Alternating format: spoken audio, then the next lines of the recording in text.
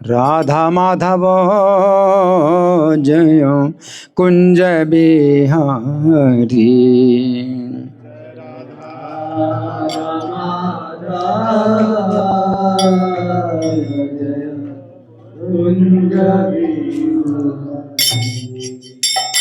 जय राधा माधव जय कुंज बिहारी।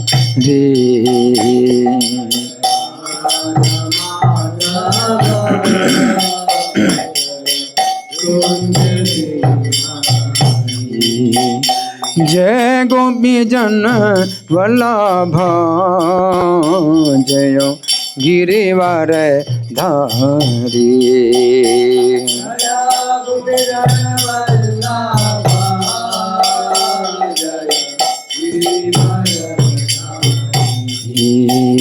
जय गोपी जन वल्लभ जय गिरिवर धारी।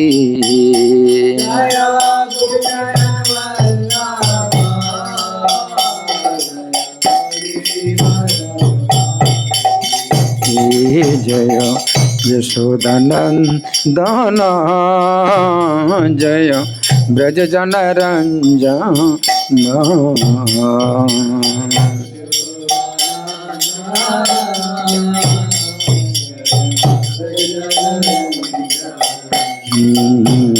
जय यशोदानंदन जय ब्रज जन रंजन।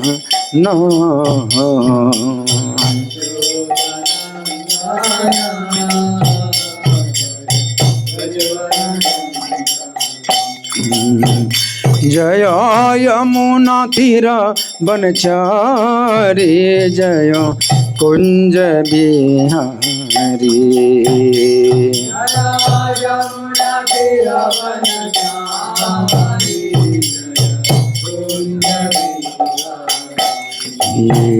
जय यमुना तीर बनचारी जय कुंज बिहारी।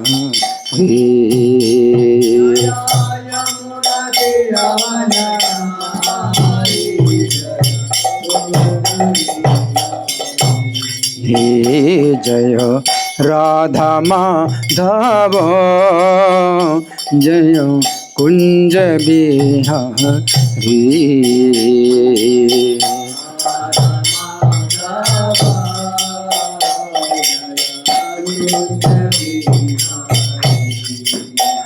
जय राधा माधव जय कुंज बिहारी।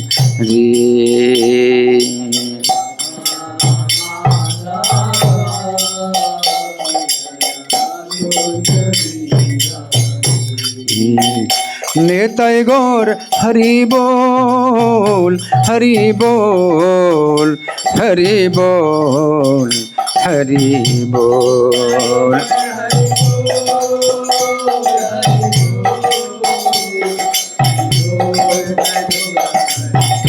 जय प्रभुपादा प्रभुपादा प्रभुपादा प्रभुपादा।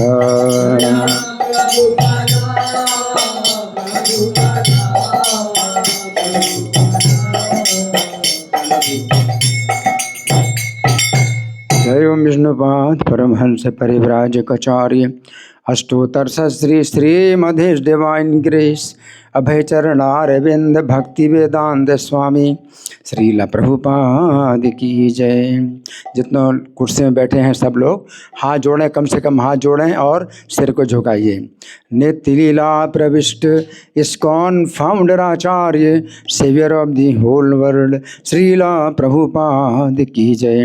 नामाचार्य हरिदास ठाकुर की जय। प्रेम से कहो श्री कृष्ण चैतन्य प्रभु ने नित्यानंद श्री अद्वैत गदाधर श्रीवासादि गौर भक्त वृंद की जय। श्री श्री राधा पार्थ सारथी ललिता विशाखा गोप गोपिका श्याम कुंड राधा कुंड गिरि गोवर्धन की जय। श्री श्री गौरताई की जय। श्री श्री सीताराम लक्ष्मण हनुमान की जय। श्री श्री लक्ष्मी नरसिंह प्रहलाद महाराज की जय। समवेत भक्त वृंद की जय। अनंत कोटि वैष्णव वृंद की जय। इस्कॉन वर्तमानाचार्य वृंद की जय। गौर प्रेमानंदी all glories the assembled devotees, all glories the assembled devotees, all glories the assembled devotees, all glories to Sri Guru and Gauranga। हरे कृष्णा। बहुत बहुत धन्यवाद। तो आज गौर कथा के श्रवण उत्सव के द्वितीय दिवस में आप लोगों का स्वागत है। तो ये है गौर लीला श्रवण उत्सव। गौर लीला को श्रवण करने का उत्सव है, सुनने का उत्सव है ना। तो मैं पूछ रहा हूँ कितने लोग सुनेंगे, मेरे साथ रहेंगे, मुझे छोड़ के नहीं जाएंगे, 9 बजे तक यहाँ रहेंगे? हाथ उठाइए। जो बड़े बड़े लोग हैं वो नहीं बैठेंगे क्यों? क्योंकि गौर लीला है पतितों की रक्षा करने के लिए। जो पतित नहीं हैं, बहुत ऊंचे उठे हुए हैं, बड़े प्रबंधक हैं, मंदिर के कार्यकर्ता हैं, वो क्यों बैठेंगे? है ना? नहीं, वो तो अलग बात है, लेकिन श्रवण का भी महत्व समझो। श्रवण का महत्व नहीं समझा जाता, क्योंकि मैं पढ़ता हूँ। अगर मैं पढ़ता हूँ तो जो है इस बात में ही जो है मतलब लगता है कि भाई ये ठीक नहीं है, लेकिन भगवान की प्रसन्नता तो इसमें होती है। मैं अगर पढ़ के सुनाता हूँ इस कथा को, तो वास्तव में लीला जो है वो ज्यों की त्यों मैं सुना रहा हूँ और मूल पाठ भी कर रहा हूँ।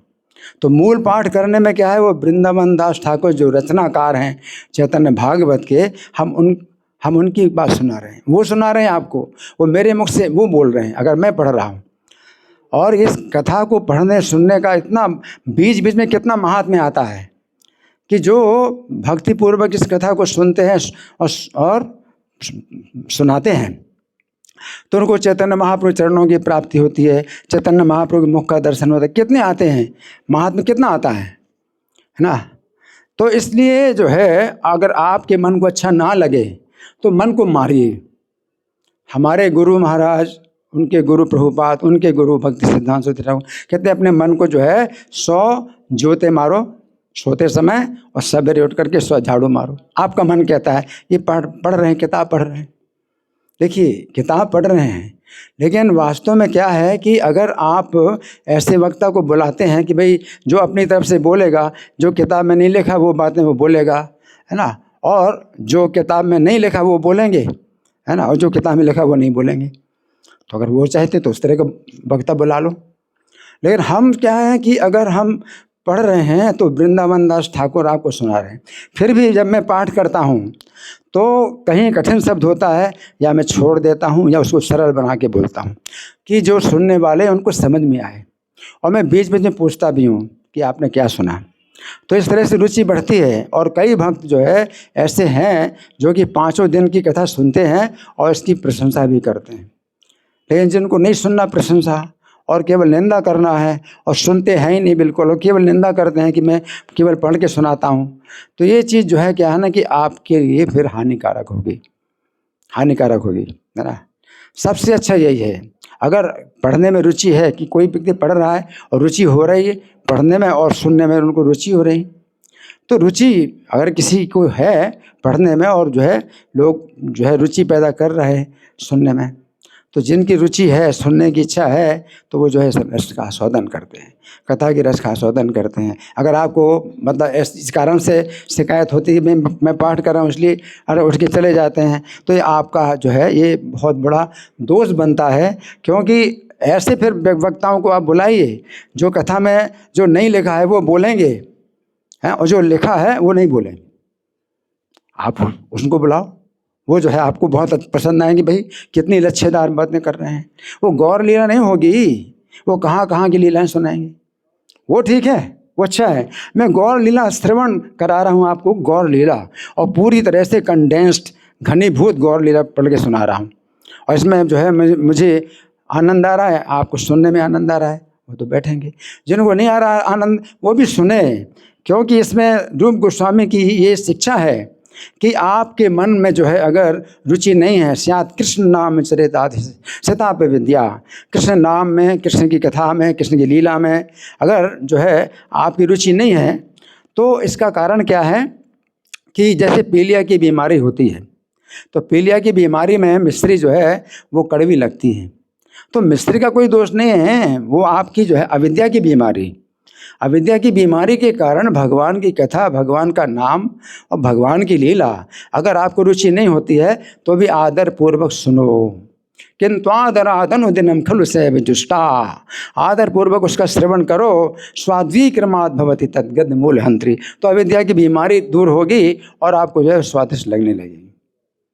इसलिए कभी ऐसा मत सोचिए कि मैं पढ़ के सुना रहा हूँ। वैसे तो मेरे कितने प्रवचन हैं जो कि डेली होते हैं, मंदिर में भी होते हैं, कौन सुनने आता है?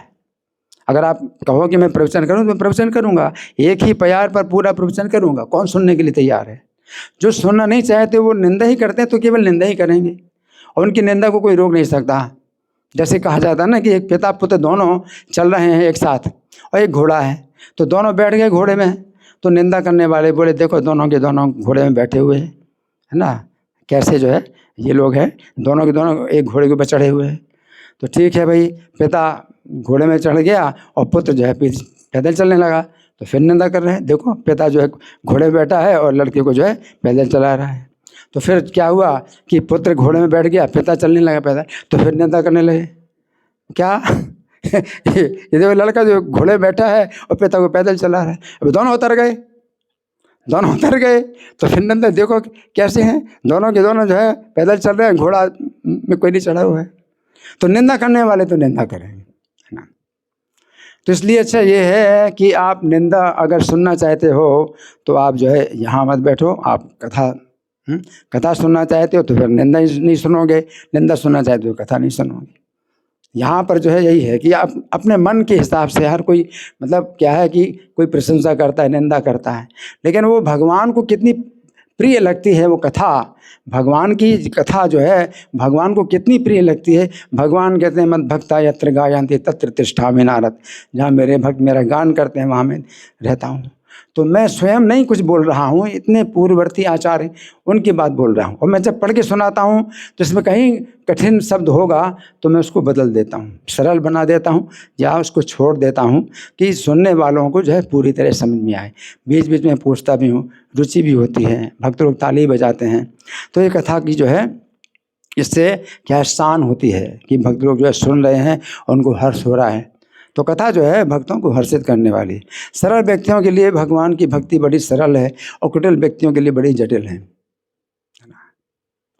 तो जैसे मैं पाठ करता हूँ वैसा कोई नहीं करता, सब अपना अपना प्रवचन देते हैं, है ना। मैं ही केवल ऐसा हूँ, तो सबसे बुरा मैं ही हूँ, सबसे बुरा मैं ही हूँ हैं। और चैतन्य महाप्रभु का अवतार भी हुआ है पतितों का उद्धार करने के लिए, और मैं सबसे बड़ा पतित हूँ, मैं सबसे ज़्यादा पतित मैं हूँ, मेरे समान कोई पतित नहीं है। तो इसलिए चैतन्य महाप्रभु की कृपा तो मुझे मिलेगी।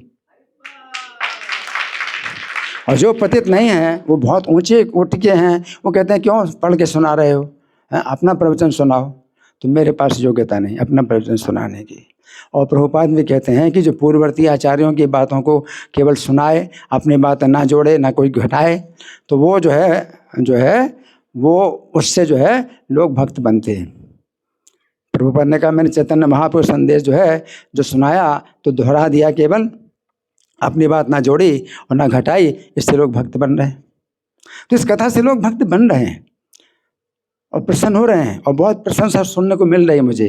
लेकिन हाँ ये है कि निंदा जो करने वाले हैं वो कभी कभी कानों में पड़ जाते हैं कि हाँ भाई निंदा भी हो रही, कुछ निंदा भी हो रही है ना। तो ये है, लेकिन जो जिनकी निंदा हो रही है उनका मन कितना शुद्ध है वो आप सोचो, आपका मन कितना शुद्ध है ना। आपके अगर मन को अच्छा नहीं लगता है तो भी आप सुनिए और मन को जो है आप मारिए, मन को मारिए, है ना। ठीक है। तो अभी जितने लोग बैठे हैं मुझे छोड़ के ना जाएं, मैं बंधा हूँ, 9 बजे तक मैं बंधा हूँ, तो कितने लोग हैं मेरी तरह बंधे हुए हैं? हाथ उठाइए जो मुझे छोड़ के नहीं जाएंगे। है ना? अगर कोई बहुत आवश्यक हो तो वो तो भगवान जानते हैं कि ये कितनी आवश्यकता है, और भगवान जानते हैं कि आवश्यकता नहीं तो भी आप उठ के जा रहे हैं, वो भगवान जानते हैं। वो आपके ऊपर मैं छोड़ रहा हूँ, आपको खुद ही समझना है कि कितनी आवश्यकता है। आप सुनना चाहते हैं, नहीं सुनना चाहते हो तो भगवान जानते हैं। अगर आप सुनना चाहते हैं कथा, तो भगवान इसी से हृदय में आपके बंदी हो जाते हैं। शुश्रूष वित्तक्षणात् सद्यो हृदय वरुद्ध तेत्र पृथ्वी शुश्रूष वित्तक्षणात्। भगवान जो है उसी के हृदय में बंध जाते हैं और बंदी बन जाते हैं, कैद हो जाते हैं, जिसके हृदय में सुनने की इच्छा होती है। आपके हृदय में कितनी सुनने की इच्छा है वो भगवान जानते हो। भगवान आपके दिल में इसलिए रहेंगे और या नहीं रहेंगे, आपके अंदर कितनी सुनने की इच्छा है। लेकिन सुनने की इच्छा नहीं तो भी सुनो, इससे आपका मन शुद्ध होएगा। जब मन शुद्ध होएगा तो सुनने की इच्छा होगी। मन शुद्ध नहीं है, मन में गंध पड़ा हुआ है और निंदा करते हैं तो अपने दोष लगता है। इसलिए चैतन्य महाप्रभु जगाई मधाई का पाप जो है अपने ऊपर ले लिया, और चैतन्य महाप्रभु शरीर काला पड़ गया, क्योंकि बहुत इनके पाप थे। तो चैतन्य महाप्रभु का शरीर पूरा काला पड़ गया। और फिर जो है चैतन्य महाप्रभु का, अब आप लोग कीर्तन करो तो ये जो पाप है उन निंदकों के ऊपर जाएगा जो कथा नहीं सुनते हैं और केवल निंदा करते हैं, उनके ऊपर जाएगा पाप। तो पाप कहीं जाता नहीं है, नष्ट नहीं होता, पाप स्थानांतरित होता है। कुछ सुनने वाले हैं, कथा सुनने वाले हैं, तो उससे निंदा करने वाले हैं, है ना? तो वो पाप जो है कहाँ जाएगा? निंदकों के ऊपर जाएगा। इसलिए यमराज की जो है मतलब जो है निराशा नहीं होती कि भाई इतने लोग कथा सुनने, तो नरक में कौन जाएगा। तो कुछ लोग ऐसे हैं जो निंदा करने वाले हैं और नरक को भरेंगे, ऐसे हैं वो लोग। यमराज के बड़े जो है हितैषी हैं, यमराज के बड़े हितैषी हैं। वो हित कामना करते हैं भी नरक जो है खाली रहेगा, हम नरक तो भरना है, तो नरक को भरो। हाँ, तो ऐसे लोगों की भी कमी नहीं है जो कथा नहीं सुनते, केवल निंदा करते हैं और नरक को जो है भरेंगे। यमराज का जो है काम जो है बंद नहीं होगा, नहीं तो बेचारे खाली हाथ बैठे रहेंगे, कोई नरक में नहीं जाएगा, क्या करें। तो आपको बड़ी दया आती है, यमराज के ऊपर बड़ी दया आती है ना? तो कितने लोगों को दया आती है? नहीं, यमराज के ऊपर कितने लोगों को दया आती है? नहीं आती है। दया करो, यमराज के ऊपर दया करो, हैं? तो निंदा करो। ये तो पढ़ के सुना रहे, मैं बिना पढ़े भी सुनाऊंगा। कितना सुनाऊंगा? कौन सुनेगा? जो निंदा करने वाले वो सुनेंगे क्या? नहीं सुनेंगे, वो वैसे भी नहीं सुनेंगे, फिर भी निंदा करें, कुछ ना कुछ जो है कारण बना लेंगे निंदा करने का, तो निंदा करेंगे। तो इसलिए हमारी यही प्रार्थना है, गौर कथा श्रवण उत्सव का महत्व भी हमें समझाना है। ये गौर कथा श्रवण का उत्सव, देखिए मैं पढ़ के सुना रहा हूँ, इस कथा में कितनी शक्ति है। एक बार ये घटना हुई थी, 2014 की है, जो चैतन्य महाप्रभु के माल 2015 की गौर कथा।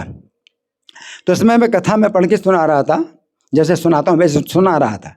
तो पढ़ के सुना रहा था कि चैतन्य महाप्रभु जिस रात को संन्यास लेने वाले थे, तो उस रात में चैतन्य महाप्रभु की इच्छा से, कोई नहीं जानता था कि संन्यास लेंगे, लेकिन चैतन्य महाप्रभु की इच्छा से सब नवद्वीप के जो भक्त हैं वो आ रहे थे और चैतन्य महाप्रभु को माला पहना रहे थे, और चैतन्य महाप्रभु अपने माला उनको पहना रहे थे, और सब लोग बड़े प्रसन्न होकर के जा रहे थे। तो रात में इतनी भीड़ थी और चैतन्य महाप्रभु की माला ले करके जो है बड़े प्रसन्न होकर के जा रहे थे।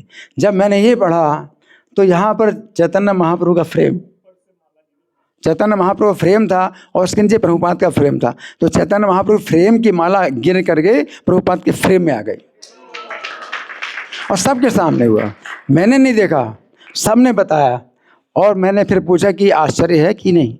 बोले आश्चर्य है। मैंने कहा थोड़ा आश्चर्य, बड़ा आश्चर्य? बड़ा आश्चर्य। बड़ा आश्चर्य, बहुत बड़ा आश्चर्य, बहुत बड़ा आश्चर्य। क्योंकि माला अगर बड़े फ्रेम से गिरेगी तो नीचे ये फ्रेम में ऐसे नहीं लिपट सकती कि जैसे कि किसी ने पहनाई हो, है ना? वो माला प्रभुपाद के जो है फ्रेम के ऊपर गिरी, है ना? ये सब ने देखा, है ना? तो ऐसी कितनी घटनाएं होती हैं गौर कथा में कि जो भक्त लोग सुनते हैं उस समय जो है ऐसी आश्चर्य की घटनाएं होती हैं। और वो जो रिकॉर्डिंग सुनते हैं, कथा की रिकॉर्डिंग सुनते हैं, उसमें भी जो है बहुत लीलाएं होती हैं, है ना? तो कितना मतलब इस कथा का महात्म्य अगर मैं सुनाऊं तो 5 दिन में यही सुनाता रहूँगा, किताब बिल्कुल नहीं पढ़ूंगा। किताब पढ़ने का जो है महात्म्य कितना है वही मैं सुनाता रहूँगा और किताब नहीं पढ़ूंगा। अगर आप चाहते हो तो मैं वही महात्म्य सुनाऊं कि किताब सुनने का कितना महात्म्य है। कोई भी व्यक्ति जो है पढ़ के सुना सकता है, लेकिन रुचि हो। इसलिए कहा जाता है कि भक्त के मुख से हमें कथा सुनना चाहिए। तो मैं भक्त नहीं हूँ, लेकिन फिर भी कुछ शक्ति आ गई आप लोगों की संगति से कि मुझ में रुचि होती है पढ़ने की, क्योंकि आप लोगों की सुनने की रुचि, आप लोग सुनने की रुचि के कारण मुझे पढ़ने में रुचि होती है। नहीं तो मेरे अंदर भी मेरे अंदर भक्ति नहीं, कुछ भी नहीं। जो चैतन्य महाप्रभु दया करते हैं तो वो जो है मेरे मुख से बुलवाते हैं, मैं बोल पाता हूँ और भक्तों को हर्षित करता हूँ। तो भक्तों का हर्ष होता है तो इससे फिर मुझे भी जो है चैतन्य महाप्रभु की कृपा प्राप्त होती है ना। तो आप लोग जो है सोच लीजिए मेरे साथ जैसे बंधे हैं, मैं बंधा आप लोगों को बंधना है नहीं बंधना, बंधना चाहते हैं नहीं बंधना चाहते। अगर नहीं बंधना चाहते आपकी मर्जी, क्योंकि भगवान की जो है पूरी तरह से छूट है कि आप बंधना चाहते हैं कृष्ण के चरणों से या माया से, या माया में बंधना चाहते हैं या कृष्ण के चरणों से बंधना चाहते हैं, पूरी छूट।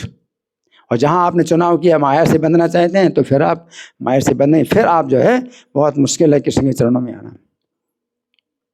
कुछ बिंदु ऐसे होते हैं जहाँ कि आपको चुनाव करना होता है कि आपको कृष्ण से बंधना है या माया से बंधना है। और फिर जो है फिर मौका बहुत दिनों के बाद फिर कभी मिलेगा कि फिर चुनाव करने का मौका मिलेगा। फिर बंध गए तो बंध गए, नहीं, ठीक है। तो बहुत से लोग हैं जो इस कथा को सुनना चाहते हैं इस्कॉन डेली लाइव में। तो उन्होंने कल भी बहुत प्रार्थना की थी कि इस्कॉन डेली लाइव में, क्योंकि वो आ नहीं पाते हैं तो वो जो है दूर से सुनेंगे, तो कल कथा नहीं हो पाई। तो आज उनको जो है फिर भी आश्वासन दिया गया है कि इस्कॉन डेली लाइव में वो जाएगी कथा, अभी आ रही है, इस्कॉन डेली लाइव में आ रही है कथा, है ना। तो जो निंदा करने वाले हैं तो उनकी भी हो सकता कमी ना हो, मुझे पता नहीं कितने लोग निंदा कर रहे हैं कि मैं पढ़ता हूँ, पढ़ के सुनाता हूँ, लेकिन कितने लोग प्रशंसा करते वो तो मुझे दिखाई पड़ता है। वो तो मेरे सामने ही बोलते हैं, लेकिन निंदा करने वाले मेरे सामने नहीं बोलते हैं, वो कुछ पीठ पीछे बोलते हैं। लेकिन हमारा संदेश यही है कि अगर आप जो है फिर भी अपने मन को मारिए, क्योंकि आपके मन को प्रसन्न करने से क्या होगा, आपको नरक की प्राप्ति भी हो सकती है, क्योंकि मन शुद्ध नहीं है। तो आपकी जो है मतलब अपनी प्रसन्नता से आप काम करते हैं, मन की प्रसन्नता से काम करते हैं और मन शुद्ध नहीं है तो नरक में ले जाएगा। इसलिए रूप गोस्वामी की यही शिक्षा है कि आपको अच्छा लगे ना अच्छा लगे, यानी कृष्ण कथा अगर वो जो है शुद्ध रूप में सुनाई जा रही है तो आप उसको सुनो। और जैसे पीलिया का मरीज है वो मिश्री उसको खिलाई जाती है, वो कड़वी लगती है, और लेकिन वो मिश्री दवाई की तरह उस समय होती है कि वो कड़वी लग रही है, तो आदरपूर्वक वो मिश्री खाता जाता है। कड़वी लग रही लेकिन दवाई के रूप में मिश्री खा रहा है। आदरात अनुदिनम खलु से, प्रतिदिन उसको जो है सेवन करना है, मिश्री का सेवन करना है। तो कथा मिश्री के समान मीठी है, लेकिन आपको अच्छी नहीं लगती, ये किताब पढ़ रहे हैं इसलिए अच्छी नहीं लग रही। अब मैं मेरे बिना किताब पढ़े सुनाऊंगा तो भी अच्छी नहीं लगती। तो किसी कारण से भी मन जो है आपका अशुद्ध है ना। परंतु आदर पूर्वक फिर भी जो बुद्धिमान मरीज होता है उसको मिश्री कड़वी लगती है, आदर पूर्वक फिर भी वो दवाई के रूप में लेता है। आदर पूर्वक सुनो। ये कथा जो है गौर कथा है, ये श्रवण उत्सव है, ये उत्सव है। उत्सव के रूप में आप सुन रहे, उत्सव के रूप में आपको नहीं लगता तो दवाई के रूप में सुनो। ये भव औषधि है, भव रोग की औषधि है, कड़वी है लेकिन जो बुद्धिमान मरीज होता है वो जब दवाई जो बीमारी की जो कड़वाहट समझता है तो वो कड़वी दवाई को लेता है कि कड़वी दवाई तो केवल कुछ समय के लिए है, लेकिन ये जो कड़वाहट है, भव रोग की कड़वाहट है, ये हमेशा के लिए दूर हो जाए और फिर ये जो दवाई है फिर मीठी भी हो जाएगी। अनुदिनम खलु सैव जुष्टा स्वाद्वी क्रमात् भवति तत् गंध मूल हंत्री। तो धीरे धीरे ये स्वादिष्ट हो जाएगी और बीमारी को जड़ से खत्म करेगी। हरि बोल, धन्यवाद। तो ये जो है वास्तव में उत्सव है ने? तो गौर लीला श्रवण उत्सव है। उत्सव के रूप में हम लोग इसको जो है श्रवण करें, और अगर उत्सव ना लगे तो आप औषधि के रूप में श्रवण करें। तो गौर लीला औषधि उत्सव, ये गौर लीला औषधि महोत्सव, भवौषधि महोत्सव, ये भव रोग की औषधि है। और जन्म मरण का कितना खराब रोग है, कितना कष्टकारक रोग है, आप इसको समझेंगे तो फिर ये कड़वी लगे तो भी आप सुनेंगे, इसलिए सुनिए। ठीक है, धन्यवाद। तो मुझे छोड़ करके ना जाइए, यथा संभव आप मेरे साथ रहिए, मुझे छोड़ के ना जाइए, है ना। कुछ लोग तो खुशी से ही बंधने के लिए तैयार हैं, जो खुशी से बंधने नहीं तैयार हैं, तो किसी तरह से कष्ट होते हुए भी आप लोग कष्ट सहन करिए और मेरे साथ रहिए। हरि बोल। तो कल की कथा कहाँ तक हुई थी? कल कितने लोग थे? हाथ उठाइए। कल की कथा है तो अंतिम बिंदु क्या था, कहाँ पर हमने इस कथा को समाप्त किया था, कौन बताएगा? जी, कहाँ कथा समाप्त हुई थी? जी हाँ, नित्यानंद अद्वैत जो है एक दूसरे से कलह कर रहे हैं, लेकिन वो कलह क्या है? आनंद कलह और प्रेम कलह कहते हैं। उसमें जो है झगड़ा हो रहा है, एक दूसरे की निंदा कर रहे हैं, लेकिन वो है प्रेम में निंदा कर रहे हैं और आनंद में निंदा कर रहे हैं, है ना। जैसे नित्यानंद बोलते हैं कि देखो मैं विरक्त हूँ, तुम गृहस्थ हो, इसलिए मैं तुम्हें पीड़ भी दूंगा तो भी तुमको शिकायत नहीं करना चाहिए, तुमको सहन करना चाहिए क्योंकि मैं विरक्त हूँ, है ना। तो अद्वैताचार्य क्या बोलते हैं? जो कुछ बोलते नहीं है, अपने शरीर के सब वस्त्र उतार देते हैं और क्या कहते हैं? मैं तुमसे ज़्यादा विरक्त हूँ, मैं तुमसे ज़्यादा विरक्त हूँ क्योंकि मेरे शरीर में एक भी वस्त्र नहीं है, हैं? तो इस तरह से एक दूसरे को जो है वो करते हैं, पराजित करने की कोशिश करते हैं और इसका आनंद प्राप्त करते हैं। तो भक्तों के बीच में अगर इस तरह की अगर बातें होती हैं तो उसमें किसी का हम पक्ष लेकर के दूसरे की निंदा ना करें, बल्कि दोनों एक दूसरे का जो है क्या है सम्मान कर रहे हैं और प्रेम कर रहे हैं, और अंदर से उनकी अंदर भावना यही है कि एक दूसरे का जो है वो गुण वर्णन कर रहे हैं। तो गुण वर्णन कर रहे हैं लेकिन शब्दों का प्रयोग ऐसे करते हैं जैसे कि निंदा है, तो उनके शब्दों में दोहरे अर्थ होते हैं। तो उन शब्दों का जो अर्थ होता है वो है गुणगान, लेकिन वो जो है देखने में लगता है कि निंदा कर रहे हैं, तो इसे ब्याज निंदा बोलते हैं। तो इस प्रकार से ये जो है हमने सुना था कि और ये भी कहा गया कि जो इसमें बताया गया है कि जो श्री कृष्ण के चरणों को भजन करता है और इन कथाओं को सुनता है तो वो तर जाता है और भक्तों की और जो है गौरांग प्रभु की कृपा प्राप्त करता है। और यहाँ पर समाप्त हुई थी कथा। अब अगला अध्याय है, उसको आप सुनिए बड़े ध्यान से। सब लोगों के नाथ श्री गौरचंद्र की जय हो, जय हो। धर्म वेद ब्राह्मण और सन्यासियों के अधीश्वर की जय हो।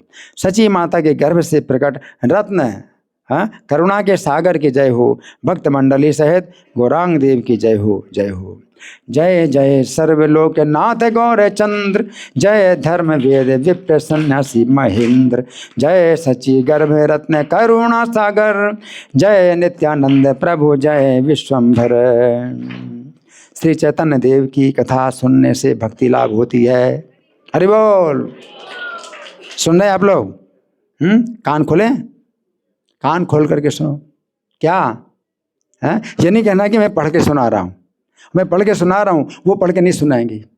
अपनी कथा बोलेंगे, वो पढ़ के नहीं सुनाएंगे कभी भी। हाँ, कि इसमें जो लिखा हुआ है वो सुनाएंगे नहीं, आप उनसे सुनो। फिर मैं पढ़ के सुना रहा हूँ, ये आप सुनेंगे तो भक्ति लाभ होगी। भक्ति चाहते हो? नहीं चाहते? चाहते हो ना? मैं पढ़ के सुना रहा हूँ, इसमें कुछ भी बना करके नहीं सुना रहा, मैं लिखा हुआ सुना। और वृंदावन दास ठाकुर बोल रहे हैं, ये कितने बड़े प्रामाणिक आचार्य हैं, उनकी बात सुना रहा। आप सुन रहे हैं, है ना? और फिर भी अगर नहीं सुनते हैं और इतना अज्ञान भरा है कि केवल निंदा करते हैं, तो फिर क्या, इसका क्या लाभ हुआ? आप बहुत बड़े सम्मानित हैं समाज में, लेकिन भगवान की नज़रों में क्या है? सबसे ज़्यादा गए गुजरे। तो जो अपने को पतित समझ करके भगवान की कृपा याचना करता है ना, तो वो जो है भगवान उससे प्रसन्न होते हैं। और कोई भगवान की कृपा नहीं चाहता, सुनना नहीं चाहता, हम तो बड़े बनना चाहते हैं, तो फिर बड़े बनो। भगवान की नज़रों में बड़े नहीं, सबकी नज़रों में नीचे हैं, है ना। आप नीचे हैं, मैं ऊंचा हूँ, है ना। लेकिन भगवान की नज़रों में आप क्या हैं? बड़े हैं आप, है ना। तो ये जो है मतलब होता है अंतर। श्री चैतन्य देव की कथा सुनने से भक्ति लाभ होती है। और नवद्वीप में सबके प्राण गौरचंद्र ने जो लीलाएं की हैं वही मध्य खंड की कथा है।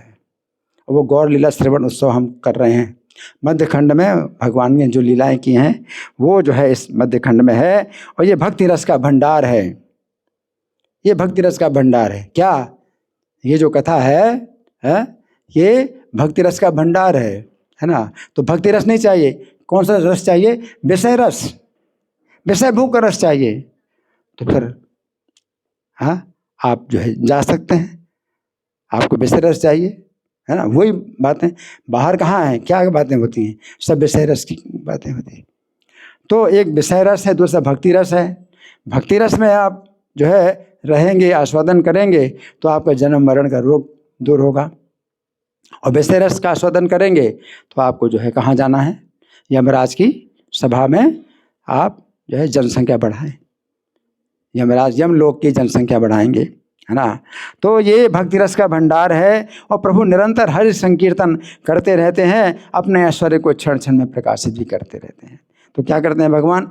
कीर्तन करते हैं, तो भक्ति के भाव में कीर्तन करते हैं। और कभी अपने ऐश्वर्य को प्रकाशित करते हैं क्षण क्षण में। क्षण का मतलब 4 मिनट, तो हर 4 मिनट में भगवान अपना ऐश्वर्य भी प्रकाशित करते हैं, है ना। मध्य खंड कथा भक्ति रसेर निधान, नवद्वीप जय कृणा करिल सर्वे प्राण, निरवधि करे प्रभु हरि संकीर्तन, अपन ऐश्वर्य प्रकाशय अनुछन, भक्त गोष्ठी सहित गौरांग जय जय, सुनीले चैतन्य कथा भक्ति लभ्य है। अपने नाम के आवेश में महाप्रभु नृत्य करते हैं और क्षण क्षण में हुंकार करते हैं और क्षण क्षण में अट्टहास करते हैं। प्रेम रस में बेहवल होकर भूमि पर निरंतर लोटपोट होते रहते हैं। देखो भगवान जो है जब भक्ति का आचरण करते हैं तो कोई भी उनके समान नहीं है। भक्ति में भी भगवान के समान कोई नहीं हो सकता, है ना। और किसी दिन जाकर गंगा के जल में विहार करते हैं, किसी दिन नृत्य करके आंगन में ही बैठ जाते हैं और भक्तजन घर में ही उनको स्नान करा देते हैं। तो भगवान जो है आवेश में तो प्रेम के आवेश में कभी अपने आंगन में बैठ जाते हैं और गंगा जी में नहीं जाते हैं, तो भक्त लोग स्नान करा देते हैं। नित्य करे महाप्रभु ने जय नाम आवेशे, हुंकार करिया छड़े महा अट्टहासे, प्रेम रसे निरवधि गाड़ा गाड़ी जाए, ब्रह्म रे वंदित अंग पूर्ण ते धुलाए, प्रभु रे आनंद आवेशे रे नाही अंत, नयन भरिया देखे सगे भाग्यवंत। तो यहाँ क्या कहा गया है कि प्रभु का जो आनंद आवेश है उसका अंत नहीं है। आनंद का आवेश है उसका अंत नहीं है। और भाग्यवान सब लोग नेत्र भरकर दर्शन करते हैं। तो भाग्यवान लोग नेत्र भरकर दर्शन करते हैं। तो आप लोग दर्शन करें कानों से। भगवान का दर्शन आँखों से नहीं होता, कानों से होता है। आप आँखों से जाते हैं भगवान का दर्शन करने तो भगवान का दर्शन होता नहीं। जब आप कथा सुनते हैं तो भगवान का दर्शन होता है। वो आँखें प्राप्त होती हैं जिनसे कि आप भगवान को देख पाए। हरि बोल। तो कथा सुन करके भी अब भगवान जिस समय थे और भक्त लोग दर्शन कर रहे थे उनका, अब तो अभी तो भगवान नहीं है, लेकिन उनकी कथा सुन करके भी आपको जो है क्या होता है, वो दर्शन होता है ना। तो भगवान जो है बाहरी चेतना प्राप्त होने पर सब भक्तों को सब भक्तों को लेकर बैठ जाते हैं और किसी दिन गंगा के जल में विहार करते हैं। गंगा जल में विहार करते हैं भगवान, और किसी दिन नृत्य करके आंगन में ही बैठ जाते हैं। जब तक प्रभु का आनंद में नृत्य होता रहता है तब तक पुण्यवती दुखी जल ढोती रहती। ये श्रीवास आंगन में, श्रीवास के आंगन में ये जो है भगवान की जो है सब नृत्य है, कीर्तन है, ये सब हो रहा है श्रीवास आंगन में, है ना।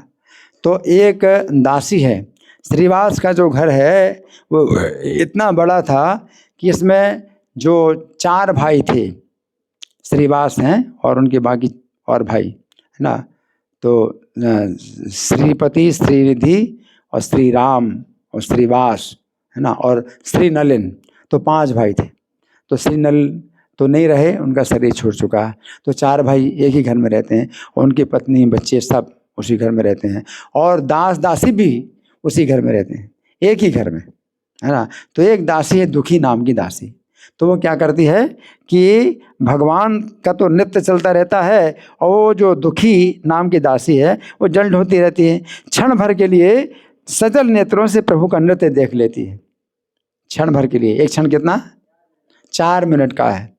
तो सजल नेत्रों से, उसकी आंखों से प्रेम के आंसू बह रहे, तो भगवान का नृत्य देख लेती है और फिर गंगा जल ढो ढो कर लाती।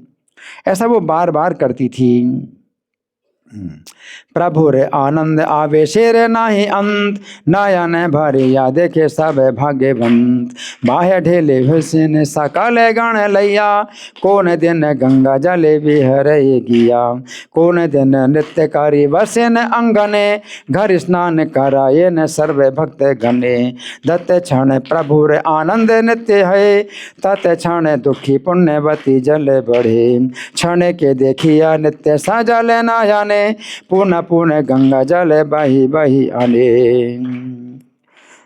इन्हें देख करके सच्चिदानंद को बड़ा संतोष होता है, क्योंकि वो क्या करती है, बार बार जल ढो ढो करके लाती है गंगा जल, और गंगा जल पूर्ण घटों को पंक्ति में सजा करके चारों तरफ रख देती है ना। इन्हें देखकर सच्चिदानंद को बड़ा संतोष था। एक दिन स्वयं प्रभु ने श्रीवास से पूछा कि गंगा जल नित्य प्रति कौन लाता है। भगवान तो सब जानते हैं, फिर भी पूछते हैं ये गंगा जल नित्य प्रति कौन लाता है। श्रीवास बोले प्रभु दुखी लोकर ढाती, दुखी ढोकर लाती। श्रीवास ने क्या कहा? दुखी ढोकर लाती है। तो प्रभु बोले उसको सब लोग सुखी कहा करो। क्या कहा करो? सुखी कहा करो। हाँ, भगवान ने कहा उसको सुखी कहा करो, सब लोग उसको सुखी कहा करो। उसके लिए दुखी नाम कभी योग्य नहीं है। मेरा चित्त तो यही कहता है कि वो सब काल में सुखी है, तो दुखी नहीं, है ना। तो इसका क्या मतलब है? इसका मतलब ये है कि जो अपने को दुखी समझता है और भगवान का भजन करता है ना, तो दुखी समझ करके, अपने को दुखी समझ के भगवान का भजन करता है, भगवान प्रसन्न होते हैं, तो हृदय में वो सुखी होता है। अंदर से उसको सुख का अनुभव होता है, बाहर से वो दुखी और अंदर से सुखी होता है ना। और बाहर के जो लोग होते हैं जो भक्ति रहित हैं, तो वे लोग जो है, हाँ, बाहर से तो दिखाते हैं कि बड़े सुखी हैं, अंदर से क्या हैं? दुखी हैं। जो भगवान प्रसन्न नहीं होते, तो भगवान अंदर से प्रसन्न होते हैं तो अंदर से शांति मिलती है। तत्प्रसादात पराम शांतिम, उनकी प्रसन्नता से परम शांति प्राप्त होगी। तो भगवान को आप प्रसन्न करते हैं, हाँ, तो आपको भगवान अंदर से प्रसन्न करते हैं। तो बाहर से चाहे आप दुखी हैं, है ना। तो भगवान ने ऐसा कहा, श्रीवासे रस्थान प्रभु जिज्ञासे आपने, प्रतिदिन गंगा जल कौन जन आने।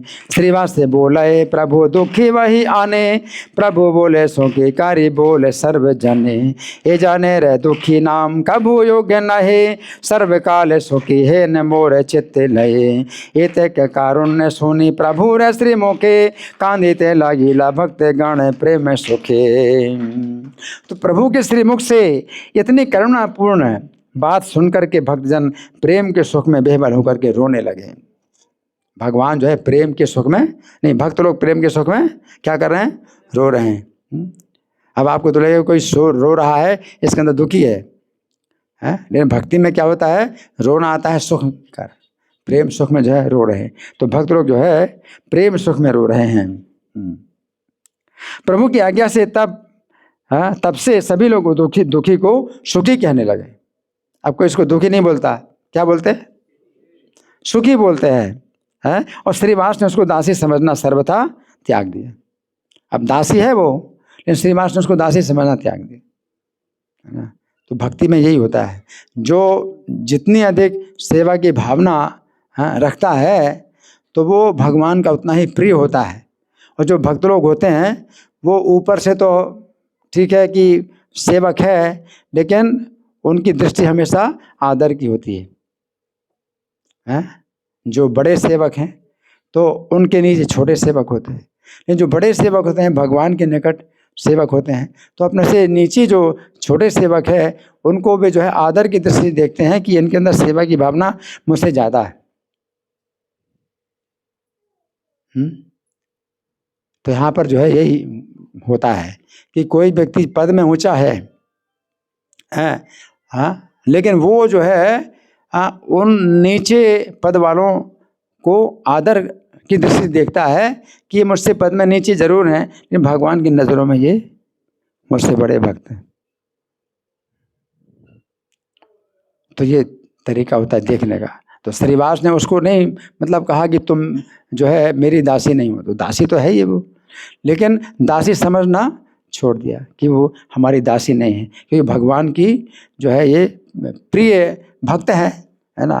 तो श्रीवास ने उसको दासी समझना त्याग दिया और प्रेम योग के द्वारा सेवा करने से ही कृष्ण प्राप्ति होती है। केवल सिर मुड़ाने से ही यम के दंड से नहीं बचा जा सकता। तो सिर मुड़ाने से समाज में तो आदर सम्मान बहुत होता है ना, कि बहुत बड़े भक्त हैं, सन्यासी हैं, सिर मुड़ा लिया। फिर भगवान की जो है प्रसन्नता नहीं होती सिर मुड़ाने से, तो यमराज के दंड से नहीं बच सकते, यमराज के दंड से नहीं बच सकते। हरि बोल हरि बोल हरि बोल। ये कुर्सी सोने के लिए नहीं है, कुर्सी आपको जो मिली है सोने के लिए नहीं मिली है, सुनने के लिए मिली है। अगर नींद आ रही है तो खड़े हो जाओ, ठीक है ना, क्योंकि कथा में सोने से क्या होता है कि बड़ा दोष लगता है। वैसे तो ठीक है भाई, कथा में आप सो रहे हैं तो भी ना होने से अच्छा है, कि आप ना होने से सोना अच्छा है, लेकिन सोने से क्या होता है कि दोष लगता है, ठीक है ना, अपराध होता है। तो इसलिए आप जो है पहले से सो लो, अच्छी तरह सो लो। प्रभुपाद कहते हैं 8 घंटा सो लो, 10 घंटा सो लो, 14 घंटा सो लो, कथा में मत सो, ठीक है ना, या तो पीछे खड़े हो जाओ, है ना। इस तरह से जो है वो शोभा नहीं देता और इससे जो है वक्ता को बड़ी निराशा होती है, ठीक है ना। तो मैं सुना रहा हूँ, आप लोग सुन रहे हैं, है ना। तो आप श्रोता मत बनिए, श्रोता बनिए। श्रोता मत बनिए, श्रोता बनिए, है ना। तो मैं क्या बता रहा था जी, हाँ, श्रीवास ने उसको दासी समझना सर्वथा त्याग दिया और ये भी कहा कि सिर मुड़ाने से सिर मुड़ाने से यमराज के दंड से नहीं बचा जा सकता, कि सिर मुड़ा लिया, है ना। तो यहाँ पर है कि सेवा की भावना के द्वारा ही कृष्ण की प्राप्ति होती है। सिर मुड़ाने से यमराज के दंड से नहीं बचा जा सकता। कोई कुल, रूप और धन अथवा विद्या के द्वारा जीवन का लाभ नहीं प्राप्त करता। जीवन का लाभ ये नहीं है कि बहुत ऊंचे कुल में जन्म लिया या बहुत विद्या प्राप्त हो गई, बड़ा रूप प्राप्त हो गया, धन प्राप्त हो गया। जीवन का लाभ ये नहीं है, जीवन का लाभ ये नहीं है। प्रेम पूर्वक भजन से ही कृष्ण प्रसन्न होते हैं। जो कुछ तत्व वेद और भागवत कहते हैं वो सब गौर सुंदर साक्षात दिखलाते हैं। हरि बोल हरि बोल। सबे सुखी बलिलेन प्रभु रे आज्ञाए, दासी बुद्धि स्त्री वास न करे सर्व थाय। प्रेम जोगे सेवा कारी ले से कृष्ण पाई, माथा मोड़ाई ले जमने दंड न एढ़ाई। कुले रूपे धन्य व विद्याएं किछु नहे, प्रेम योगे भजी ले से कृष्ण तुष्ट है।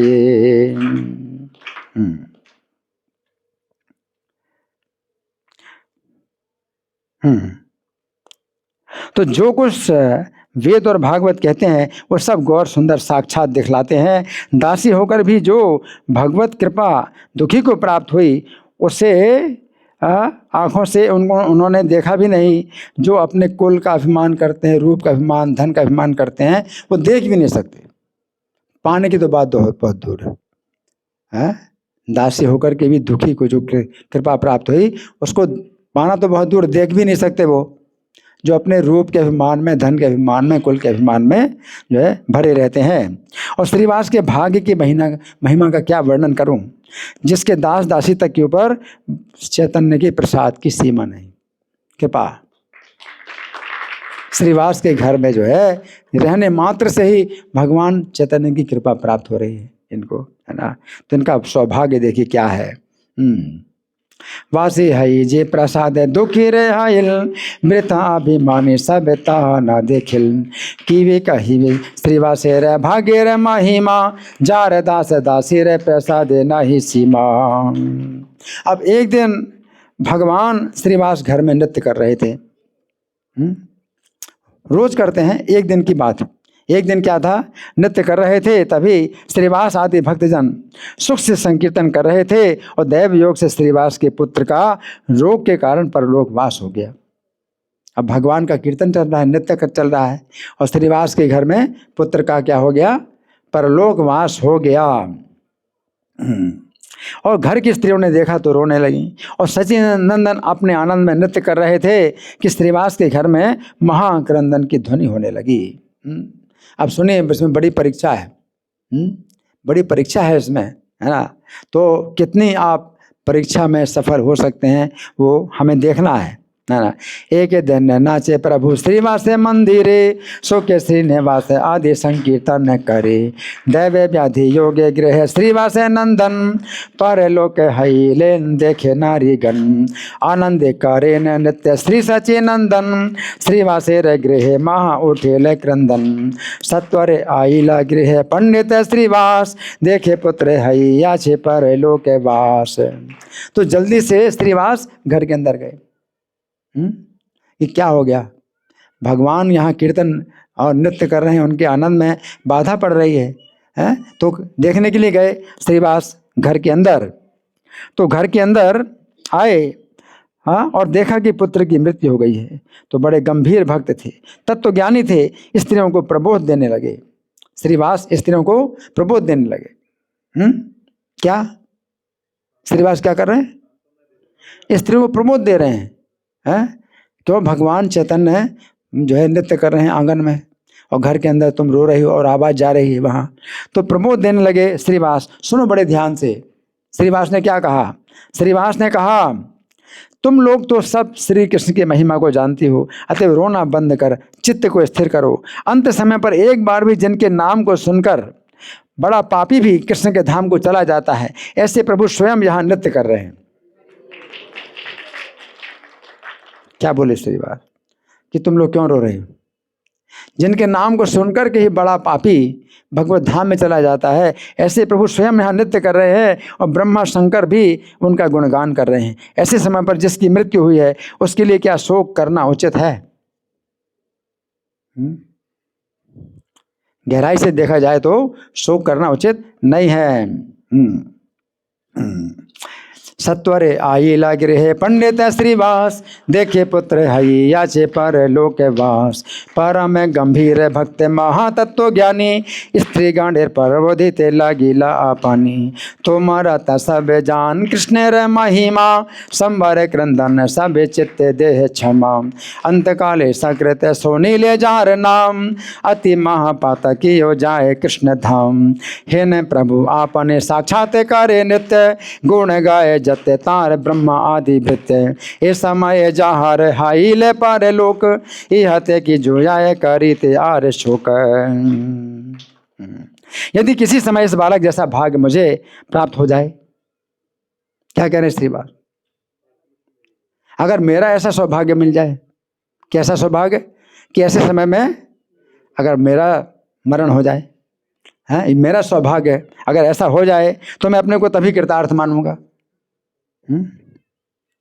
यदि तुम संसार के धर्म को नहीं छोड़ सकती, भाई रोना तो चाहिए, एक पक्ष ये भी है कि रोना तो चाहिए, शोक तो करना चाहिए। तो संसार के धर्म को अगर नहीं छोड़ सकती हो तो धीरे धीरे रो।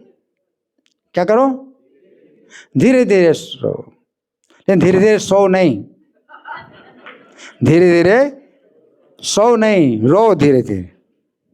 अच्छी नहीं लग रही कथा तो धीरे धीरे रो। कथा अच्छी नहीं लगती है तो रो धीरे धीरे, लेकिन सो नहीं। हाँ, धीरे धीरे रो, जिसके मन में आवे तो धीरे धीरे रो। और यदि तुम्हारे इस रोने को कोई ना सुन पावे, अगर प्रभु के नित्य सुख में बाधा पहुंचेगी, तुम्हारे क्रंदन के कोलाहल को सुनकर यदि प्रभु को बाहरी ज्ञान हो जाए तो मैं आज गंगा में प्रवेश कर जाऊंगा। अगर भगवान के नित्य सुख में बाधा पड़ी तो मैं क्या करूंगा, गंगा जी में प्रवेश कर जाऊंगा। ऐसे गृहस्थ, ऐसे भी गृहस्थ होते हैं, है ना। तो हम नहीं कहते कि भाई ऐसे सब लोग बने, ऐसा तो नहीं है, लेकिन फिर भी 1% उनके चरणों की धूल तो बनो, है, कुछ तो करो, 1% तो करो इस तरह का। तो क्या, हाँ, श्रीवास कहते हैं कि मैं गंगा जी में प्रवेश कर जाऊंगा। ये समय जहाँ रहाई ले पारे लोग, यहाँ ते की जोया करी ते आर शोक। कौन काले ऐसे छुरे भाग्य पाए जाबे, कृतार्थ करिया आप नारे मानी तबे। यदि वह संसार धर्मे नारे संवरिते, विलंबे कांदी है जार ये न लय चित्ते। श्रीवास के इन वचनों से स्त्रियां शांत और स्थिर हो गईं। अब तो और बड़ी दुर्घटना हो जाएगी कि श्रीवास ही गंगा जी प्रवेश कर जाएंगे, है ना। तो क्या हो गई, शांत और स्थिर हो गई। पुनः उनके हृदय में, अच्छा, हाँ हाँ, और श्रीवास संकीर्तन में चले आए। ऐसा बोल करके श्रीवास संकीर्तन में चले आए और श्रीवास परानंद में संकीर्तन करने लगे। तो पुत्र की मृत्यु हो गई है, लेकिन आनंद में संकीर्तन, और आनंद, उनको और आनंद आ रहा है ना। संकीर्तन उत्सव, आनंद में नृत्य करने लगे और पुनः अपना उनके हृदय का उल्लास बढ़ता जा रहा था।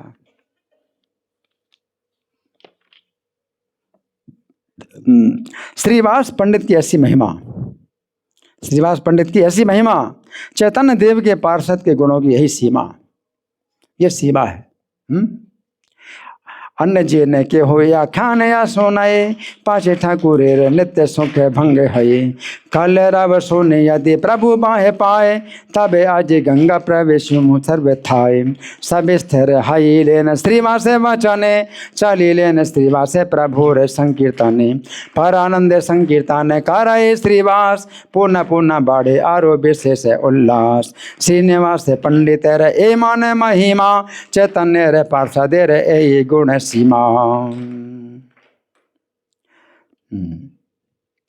भगवान चैतन्य आनंद में नृत्य कर रहे हैं और भक्तों के साथ कुछ समय तक इस प्रकार बीत गया और धीरे धीरे एक दूसरे को खबर होते होते समस्त भक्तों ने सुन लिया कि श्रीवास पंडित के पुत्र का स्वर्गवास हो गया है।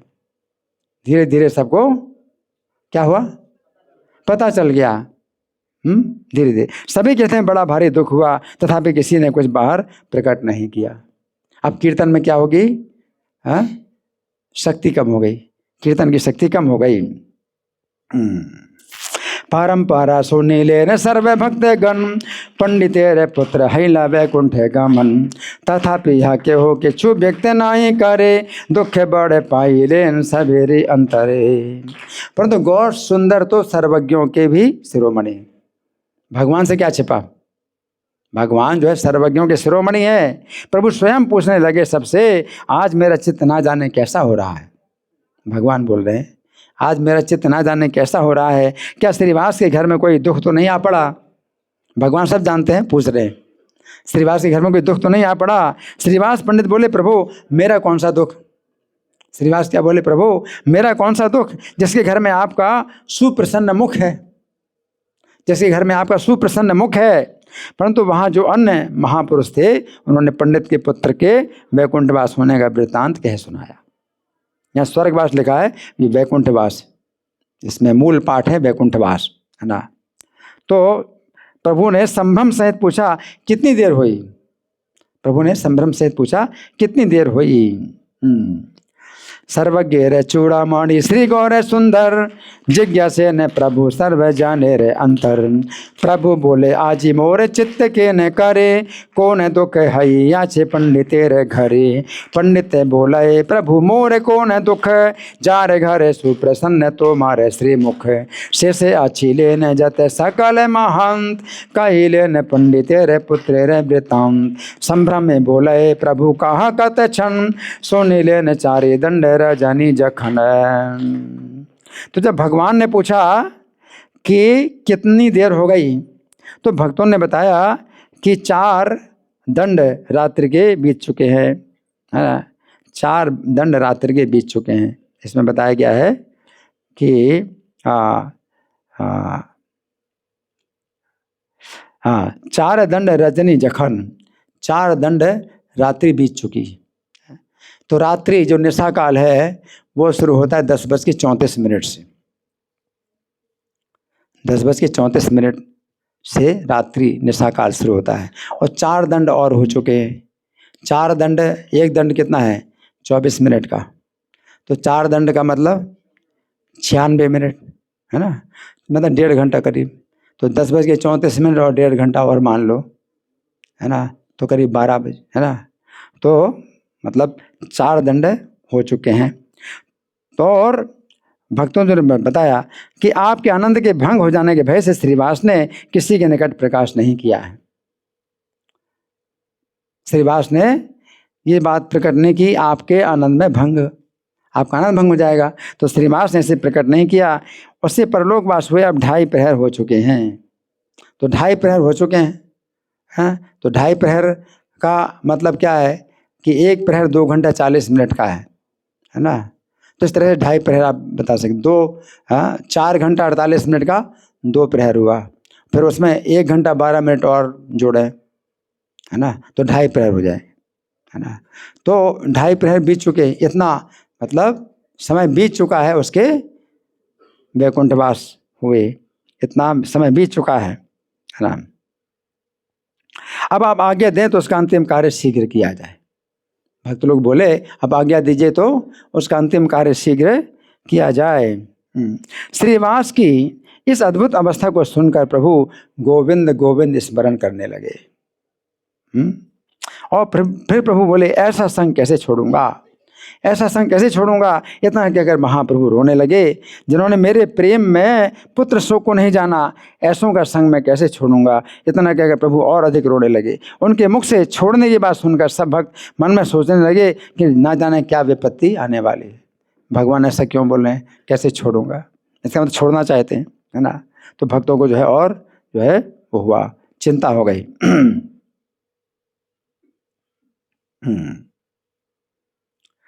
तुम्हारा आनंद भंग भय श्रीनिवास, कहाँ रे हो यह नहीं करे न प्रकाश। पर लोक है अच्छे 2.5 प्रहर, ए बेयज्ञ देह कार्य करी दे सत्वर। सुनि श्रीवासे रे अति अद्भुत कथन, गोविंद गोविंद प्रभु करे निस्मरण। प्रभु बोले हे न संग छाड़ी वे के मते, एत बले महाप्रभु लागिला कांदीते।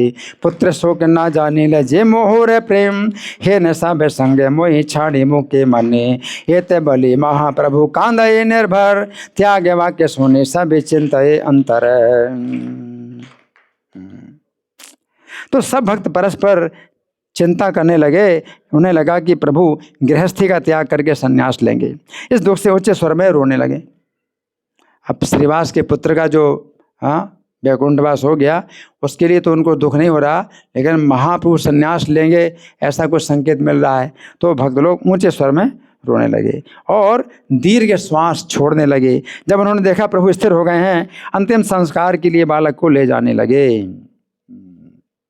ना जाने की परमाद पाड़े कखन, अन्योन्य चिंताए सकल भक्त गण। गारस्थ छाड़ी है प्रभु करी बे संन्यास, तारे ध्वनि करी कांदे छाड़ी दीर्घ श्वास। स्थिर हाई लेने यदि ठाकुर देखिया, सत्कार कारी देशे सो जाए न लइया। उस समय प्रभु ने मृत शिशु से प्रश्न किया। अब ये मृत शिशु से प्रश्न भगवान ही कर सकते हैं, और कोई तो नहीं कर सकता। जो मृत हो चुका है उससे कौन प्रश्न कर सकता है, भगवान ही प्रश्न कर सकते। भगवान ने मृत शिशु से प्रश्न किया, तुम क्यों श्रीवास का घर छोड़कर जा रहे हो। अब देखो सब भक्त लोग, अभी कीर्तन सब बंद हो गया और भगवान जो है मृत शिशु से पूछ रहे हैं। क्या पूछ रहे हैं, तुम श्रीवास का घर छोड़कर क्यों जा रहे हो। वो मृत बालक चेतन होकर बोल उठा। 2.5 प्रहर बीत चुके हैं उसके शरीर छोड़े, और वो चेतन होकर बोल उठा, प्रभु आपके विधि विधान से भला उलटने की शक्ति किसमें है। आपके विधि विधान को उलटने की शक्ति किसमें है। इस प्रकार मृत पुत्र प्रभु को उत्तर देने लगा। ये परम अद्भुत वार्ता सब भक्त सुनने लगे। बालक फिर कहने लगा, इस देह से जितने दिन का संयोग था उसका सुख भोग लिया। वो बालक कहता है वो संयोग पूरा हो गया, तो अब और टिक नहीं सकता हूँ। अब मैं कर्म बंधन से शून्य अन्य लोक के लिए जा रहा हूँ। तो अन्य लोक जहाँ कर्म बंधन जीरो, वो कौन सा लोक होगा? वैकुंठ लोक। तो कर्म बंधन से शून्य अन्य लोक को जा रहा हूँ। इस तरह से वो मृत बालक बोला। शिष्य बोले, प्रभु जे निर्बंध तो मार, अन्यथा करिते शक्ति आछा ये कहार। मृत पुत्र उत्तर करे प्रभु सने, परम अद्भुत सोने सर्वे भक्त गणे। शिशु बोले, ए देह ते जाते के दिवस, निर्बंध आछिले भुंजी लांग से ही रस। निर्बंध गोचिले आर रही ते ना पारी, ए बेचाली लांग अन्य निर्बंधित पूरी। वो मृत बालक बोला, प्रभु कौन किसका बाप है और कौन किसका पुत्र है? कौन किसका बाप है, कौन किसका पुत्र है? कि कई बार बाप ही अपने पुत्र का पुत्र बन जाता है। अपने घर में वो जो है आसक्ति के कारण जन्म लेता है, अपने पुत्र का ही पुत्र बन जाता है ना। तो पुत्र जो था पहले वो पिता बन जाता है, और जो पहले पिता था वो पुत्र बन जाता है। कौन किसका पिता है, कौन किसका पुत्र है? सभी अपने अपने कर्मों का भोग भोगते हैं।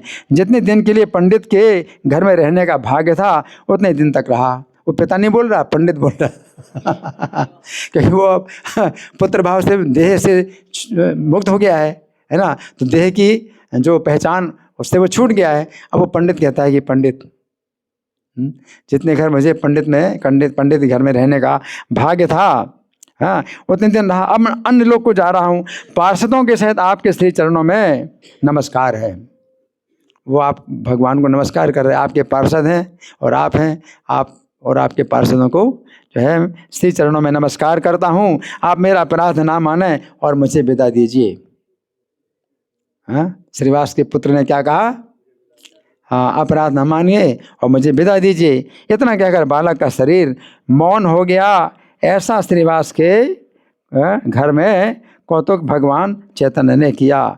मृत पुत्र के मुख से अपूर्व वार्ता सुनकर सब भक्तजन आनंद सागर में बह गए। हरि बोल। आनंद समुद्र में बह गए। मृत पुत्र जो है बोल रहा है, मैं वैकुंठ जा रहा हूँ। अब किसको दुख होगा, किसको शोक होगा? वैकुंठ जा रहा हूँ, है सब बोले। आनंद सागर में बह गए। सपार्षद दे तुम्हारे चरणे नमस्कार, अपराध न लाई है विदाय अमार। एते बलि नीरव हाइला से सुकाए, ए मत कौतुक करे श्री गौरांग राय।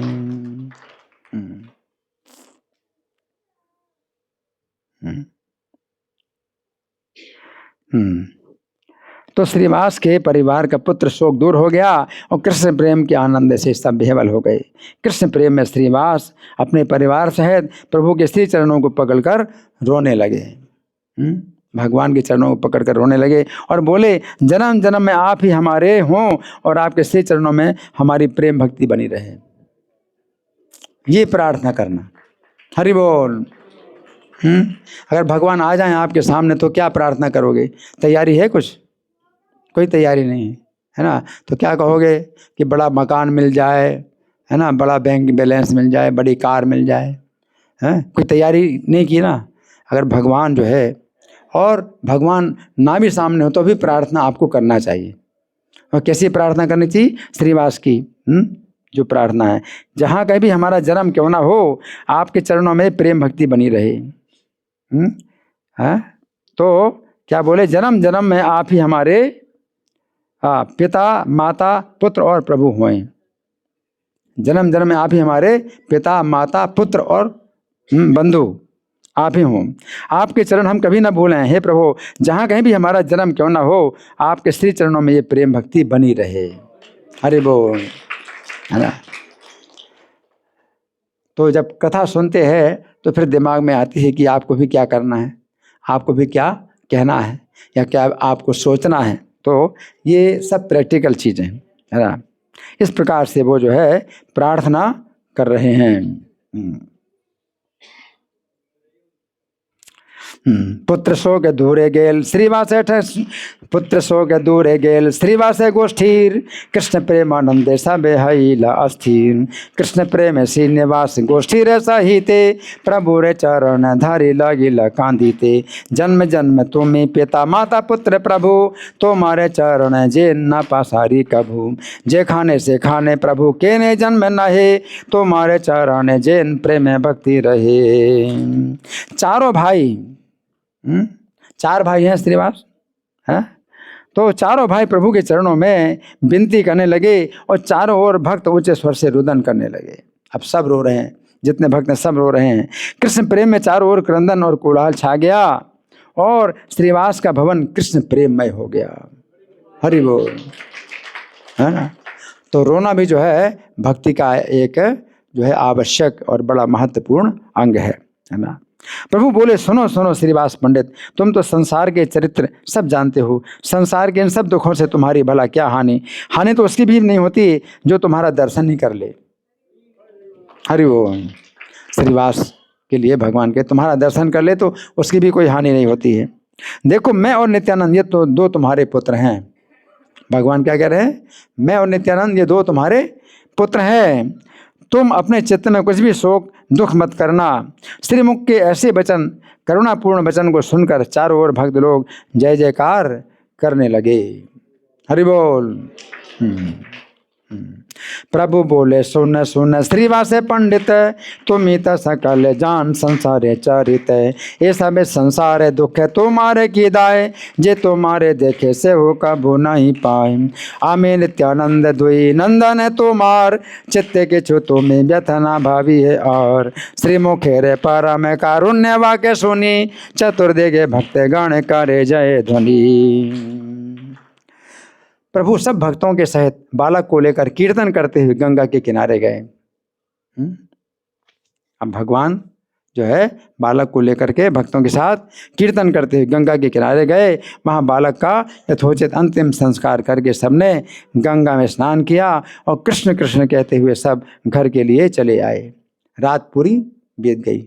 इस प्रकार से पूरा जो है कीर्तन हुआ। सर्वगण सा प्रभु बालक लाहिया, चली लेन गंगा तीरे कीर्तन करिया। यथोचित क्रिया करी करी गंगा स्नान, कृष्ण बाली सभी गृह करी लपजान। प्रभु भक्त गणे सभे गेला ने जय घर, श्रीवासे रे गोष्ठी सब हई लबी बले। श्रीवास का परिवार सब बेहबल हो गया। ये सब निगूढ़ कथा जो श्रवण करता है, श्रवण करता है। कौन श्रवण कर रहा है, कौन श्रवण नहीं कर रहा, सो रहा है।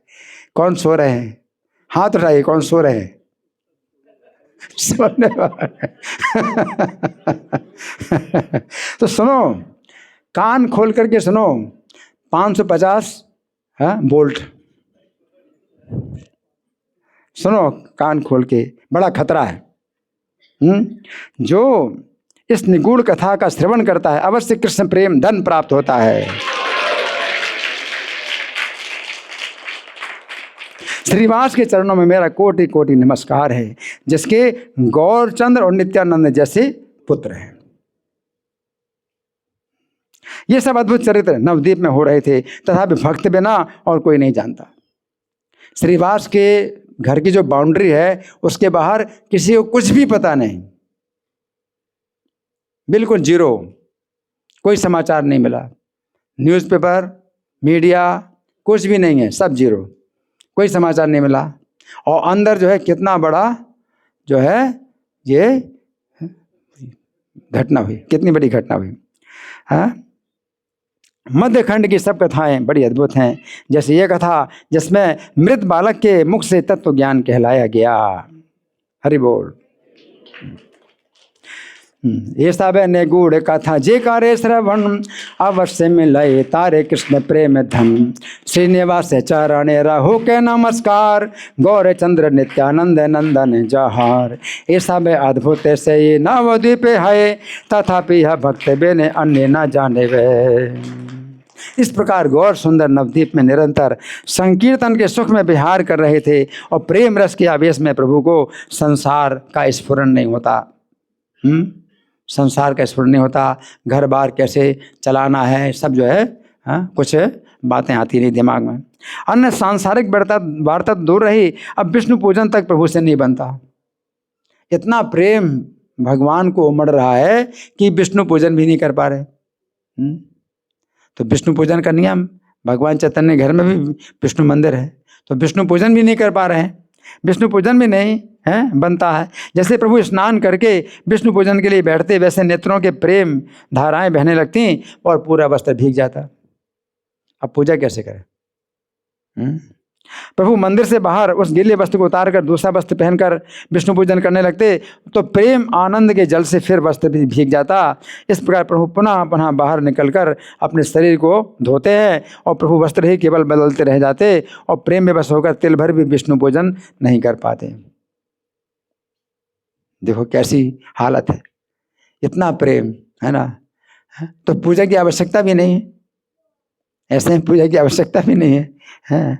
इस प्रकार प्रभु केवल वस्त्र ही बदलते रह जाते और प्रेम में बस होकर तिल भर भी विष्णु पूजन नहीं कर पाते हैं। अंत में हार कर गदाधर से कहते हैं, गदाधर से कहते हैं कि तुम्हें विष्णु की पूजा करो, मेरा ये भाग्य नहीं है। भगवान कहते भाग्य नहीं है, अब ये सौभाग्य है, लेकिन भगवान जो है कह रहे मेरा भाग्य नहीं कि मैं विष्णु की पूजा कर पाऊँ, अपना गुण नहीं समझ रहे ना। इस प्रकार वैकुंठनाथ भक्ति रस में विभोर होकर नवद्वीप में रात्रि दिवस विहार करते थे। बाहिर हैया प्रभु से वस्त्र छाड़िया, पुनः अन्य वस्त्र पारे विष्णु पूजे किया। पुनः प्रेमानंद जले तिते से वसन, पुनः बाहिर आई अंग करे प्रक्षालन। यही मत वस्त्र परिवर्त करे मात्र, प्रेम विष्णु पूजी वारे नारे तिले मात्र। शेष गदाधर प्रति बलि लेने वाक्य, तुम्हें विष्णु पूजे मोर नाहे के ए भाग्य। हे मत वैकुंठ नायक भक्ति रसे, विहरे नवद्वीप रात्रि दिवसे। अब सुनिए, बड़ी सुंदर कथा है। एक दिन शुक्लांबर ब्रह्मचारी पर प्रभु ने कृपा की। शुक्लांबर ब्रह्मचारी, सुनिए बड़े ध्यान से। शुक्लांबर ब्रह्मचारी पर प्रभु ने कृपा करने के लिए उससे भोजन मांगा। बोले तुम्हारा अन्न खाने की मेरी बड़ी इच्छा है। और सबसे निर्धन जो कि भिक्षा मांग करके ही जो है कुछ चावल के जो है टुकड़े वो जो है भिक्षा से प्राप्त करते हैं, उसी का ही भोजन बनाते। और भगवान कहते हैं तुम्हारा अन्न खाने की मेरी बड़ी इच्छा है, तुम कुछ भय मत करो, मैं ठीक कह रहा हूँ। इस प्रकार महाप्रभु जब बारंबार कहने लगे तो शुक्लांबर अनेक विनय करने लगे कि ऐसा मत कहो प्रभु, ऐसा मत कहो। वो जब विनती करने लगे और वो बोले मैं तो अधम भिक्षुक हूँ, निंदित पापी हूँ, आप स्वयं सनातन धर्म स्वरूप हो, मैं तो पतित हूँ, मैं एक कीड़े के समान भी नहीं हूँ। कहाँ तो प्रभु आपको मुझ पर अपने चरणों की छाया करनी चाहिए और कहाँ मेरे प्रति आप इतनी बड़ी माया फैला रहे हो। हाँ, भगवान ने क्या कहा उनको? हाँ नहीं, भगवान ने उनसे क्या मांग की? तुम्हारा भोजन खाना चाहता हूँ, है ना। तो कहेगी मैं तो अधम पतित हूँ। प्रभु बोले इसे तुम माया मत समझो, सच में तुम्हारे हाथ की रसोई पाने के लिए मेरी बड़ी इच्छा हो रही। माया मत समझो, भगवान की में बड़ी इच्छा हो रही, तुम्हारे हाथ की रसोई पाने की मुझे बड़ी इच्छा हो रही है। मोरे को था देवे प्रभु चराने छाया, कीट तुल्य नहीं मोरे एते बड़े माया। प्रभु बोले माया है न नावासी है मने, बड़े इच्छा बसे मोर तुम्हारे रंधने। तुम शीघ्र ही घर जाकर भोजन तैयार करो, आज मैं दोपहर में अवश्य तुम्हारे घर आऊँगा। रात भर कीर्तन किया और आज्ञा दी जाओ घर में भोजन तैयार करो, दोपहर में मैं आऊँगा तुम्हारे घर में। तथापि शुक्लांबर के मन में भय हो आया। उसने सब भक्तों से उपाय पूछा, सभी बोले तुम क्यों भय करते हो? ईश्वर के लिए तो कोई दूसरा है ही नहीं, विशेष करके जो जन उनको सर्वभाव से भजता है उसका अन्न तो सदा काल से वे ढूंढते रहे। भगवान तो उसी का अन्न हमेशा पाना चाहते हैं जो हमेशा उनका भजन करता है ना। तो तुम्हें भय नहीं होना चाहिए, भगवान का ये स्वभाव शुरू से ही ऐसा चल रहा है ना। तो तुम भय मत करो। सबने कहा, उनसे कहा विशेष जय जन ताने सर्व भावे भजे, सर्व काल तान अन्न आपने ही खोजे। अपने इस स्वभाव के कारण उन्होंने सुदामा और विदुर के निकट भोजन मांग करके खाया। सुदामा का भी मांग करके खाया, छीन करके खाया, और विदुर का भी जो है खाया। और भक्ति के निकट मांग कर खाना प्रभु का स्वभाव है, इसलिए तुम उन्हें भोजन जो है रसोई करके खिलाओ। तथापि यदि तुम्हारे मन में भय है तो तुम उनके लिए स्पर्श में रसोई बनाओ, बिना छुए रसोई बनाओ। अगर तुमको भय है कि तुम्हारा स्पर्श हो जाएगा तो बिना छुए रसोई बनाओ उनके लिए। कैसे? बिना छुए हैं? अब सुनिए, बिना छुए। ये तुम्हारा बड़ा भाग्य है जो प्रभु तुम पर ऐसी कृपा कर रहे हैं। भक्त स्थान है मांगे खाए, प्रभु रे स्वभाव देगी या तो मैं बड़ी करे अनुराग। तथापि यह तुम यदि भय वास माने, अलग करे या तुम करे है रंधने। ये सुनकर विप्र हर्षित होकर अपने घर आया। शुक्लांबर ने बड़ी सावधानी से स्नान किया, फिर सुगंधित जल गर्म किया, उसमें चावल के साथ केला के नवीन फूल मिलाकर बर्तन को स्पर्श किए बिना अलग से डाल दिया। बर्तन को स्पर्श किए बिना अलग से डाल दिया। फिर शुक्लांबर आनंद में जय कृष्ण गोविंद गोपाल बनमाली की धुन बोलने लगा, है ना। उसी क्षण माता लक्ष्मी देवी ने भक्त के अन्न पर दृष्टिपात किया। हरि वो बस वो तो कीर्तन करने लगा है, और लक्ष्मी देवी ने दृष्टिपात किया। तत्क्षण वो अन्न अमृतमय हो गया। प्रभु भी स्नान करके उपस्थित हुए, और प्रभु के साथ नित्यानंद आदि कुछ और भी भक्त आए। सचिनंदन ने गीले वस्त्र बदले, और भक्त की इच्छा को पूर्ण करने वाले प्रभु ने अपने आप ही भोजन निकाला। उसने कहा मैं नहीं दूंगा, सेल्फ सर्विस आप सेल्फ सर्विस करो, है। तो उसमें भावना क्या है कि मैं अशुद्ध हूँ, इसलिए ये भावना नहीं कि मैं तुम्हारा नौकर थोड़ी हूँ कि परोसूंगा, सेल्फ सर्विस करो, ये नहीं है। बल्कि मैं अशुद्ध हूँ, मैं आपको भोजन नहीं परोस सकता, आप खुद ही निकालो। तो भगवान मान गए, ठीक है। तो भगवान ने सेल्फ सर्विस की, है। तो भक्ति इच्छा को पूर्ण करने वाले प्रभु ने स्वयं ही निकाला भोजन, और शुक्लांबर को देखकर कौतुकी प्रभु हंसने लगे। शुक्लांबर की कुटिया गंगा के सामने थी। प्रभु ने बड़े आनंद से नैवेद्य को विष्णु भगवान को निवेदन किया। भोग भगवान ही लगाया, निवेदन किया, और हंसते हुए आनंद से भोजन के लिए बैठ गए। और सब सेवक लोग नेत्र भरकर दर्शन करने लगे। ये श्री गौर सुंदर ब्रह्मा जी के यज्ञ के भोक्ता हैं, परंतु ध्यान में ही भोग लगाते हैं। साक्षात भोक्ता के दर्शन उनको भी दुर्लभ है, ब्रह्मा जी को भी नहीं दर्शन होते भगवान के। ऐसे वे प्रभु बोले, अपने जन्म से लेकर आज तक मैंने कभी ऐसा स्वादिष्ट भोजन नहीं किया।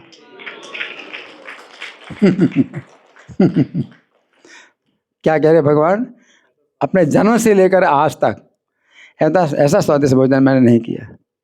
अच्छा, एक बात और भी समझो कि भगवान ऐसी बात सब भक्तों से बोलते हैं, वो भी सही है, क्योंकि वो स्वाद जो है अलग होता है, तो कोई दूसरा स्वाद है वो अलग होता है। तो ये भी कह सकते हैं ऐसा स्वाद कभी नहीं मिला, फिर दूसरा स्वाद, ऐसा स्वाद कभी नहीं मिला। तो इसमें कोई विरोधाभास भी नहीं है कि भाई ऐसा कैसे हो सकता है। अगर ये बात सही है तो ये बात सही नहीं है, हर बार सही है। हर बार भगवान कहेंगे कि ऐसा स्वादिष्ट भोजन मुझे कभी नहीं मिला, तो हर बार वो भगवान की बात सही है कि नहीं, है ना। क्योंकि स्वाद अपनी जगह है, वो अलग ही स्वाद होता है हमेशा, है ना। तो इस तरह से भगवान ने क्या कहा कि जन्म से लेकर आज तक मैंने पहले कभी ऐसा स्वादिष्ट भोजन नहीं किया। इसमें केला के जो फूल, मृदुल फूल का स्वाद तो कुछ कहा नहीं जा सकता, और बिना स्पर्श किए अलग से ही ऐसी सुंदर रसोई तुमने कैसे बना ली। अब भगवान के बिना छुए तुमने इतनी सुंदर रसोई कैसे बना ली, है ना। तो भगवान जो है आदर भी करते हैं अपने भक्त का।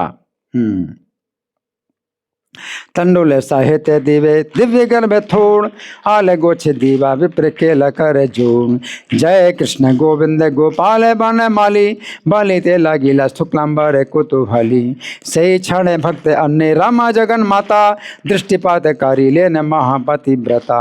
सही तत् क्षण सर्वामृत हई सही अन्न स्नान करे प्रभु आसे हिला ओपेशन। संगे नित्यानंद आदि आप्त कथो जन तीता वस्त्र एड़ी छेन श्री सची नंदन। आपने लैया अन्न तान इच्छा पाली शुक्लांबर देखिया हासे न कुतूहली। गंगार अग्र ते धर गंगार सम्मुखे विष्णु निवेदन करी लेन बड़े सुखे। हासी वसी लेन प्रभु आनंद भूजाने नयन भरिया देखे सर्व भृत गणे। ब्रह्मादि यज्ञ भोक्ता जे गौर सुंदर से हो ध्यान ए मत साक्षात सो दुष्कर्म। हे न प्रभु बोले जन्म यावत आमार ए मन अन्य स्वादु नहीं पार आर। तुम जैसे जन ही मेरे बंधु हैं। भगवान शुक्लांबर से बोलते हैं तुम्हारे जैसे लोग ही मेरे बंधु हैं, तुम सब लोग ही मेरे अवतार के मूल कारण हो। भगवान कहते हैं शुक्लांबर के प्रति प्रभु की ऐसी विशेष कृपा को देखकर अन्य सब भक्त आनंद के आंसू बहाने लगे। हरि बोल।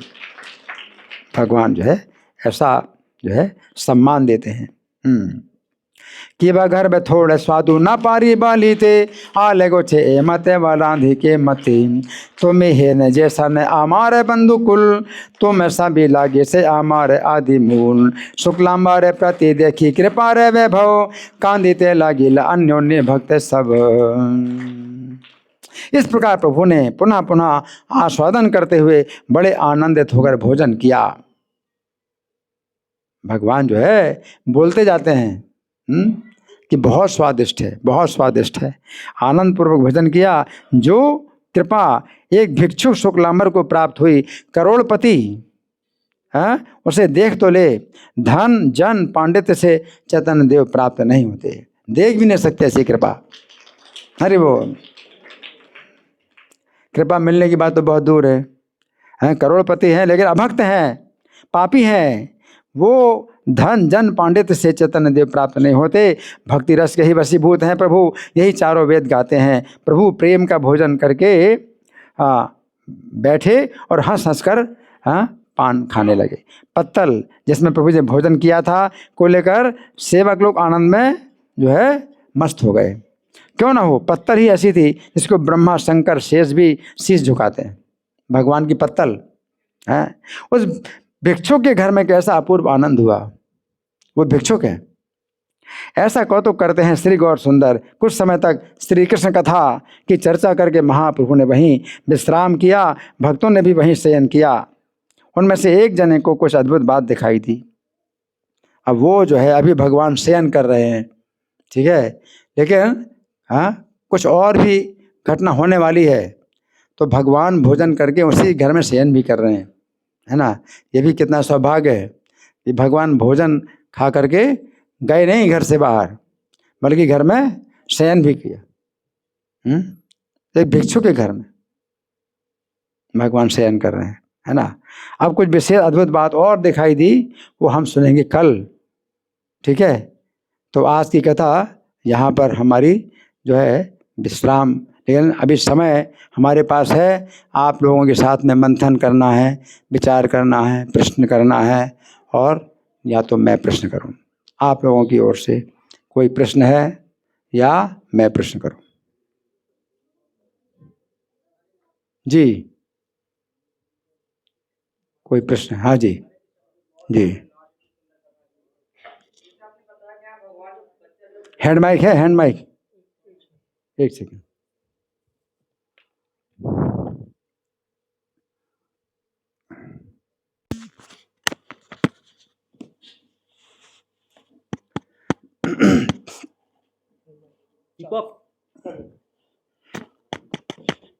हरे कृष्णा। चलो चलो चलो चलो चलो चलो।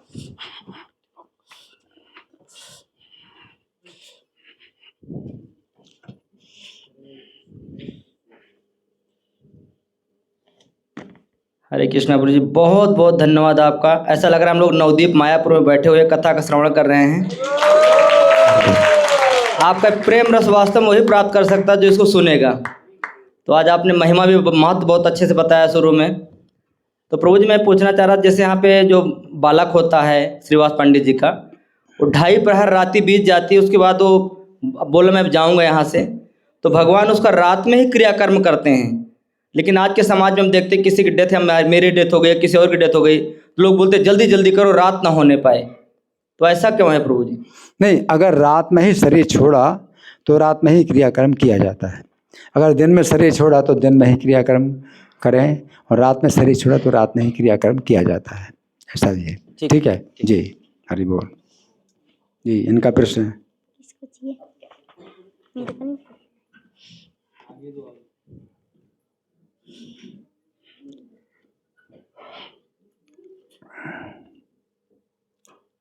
यहाँ पर देवी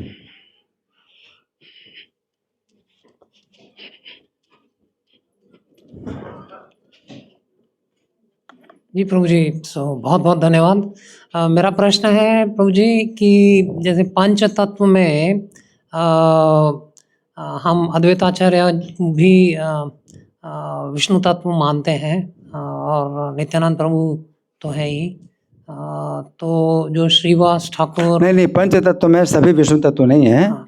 विष्णु 3 विष्णु तत्व हैं, चैतन्य महाप्रभु, नित्यानंद प्रभु, अद्वैताचार्य, और गदाधर शक्ति तत्व हैं, और श्रीवास पंडित जीव तत्व हैं। ठीक है, धन्यवाद धन्यवाद। और कोई? आपका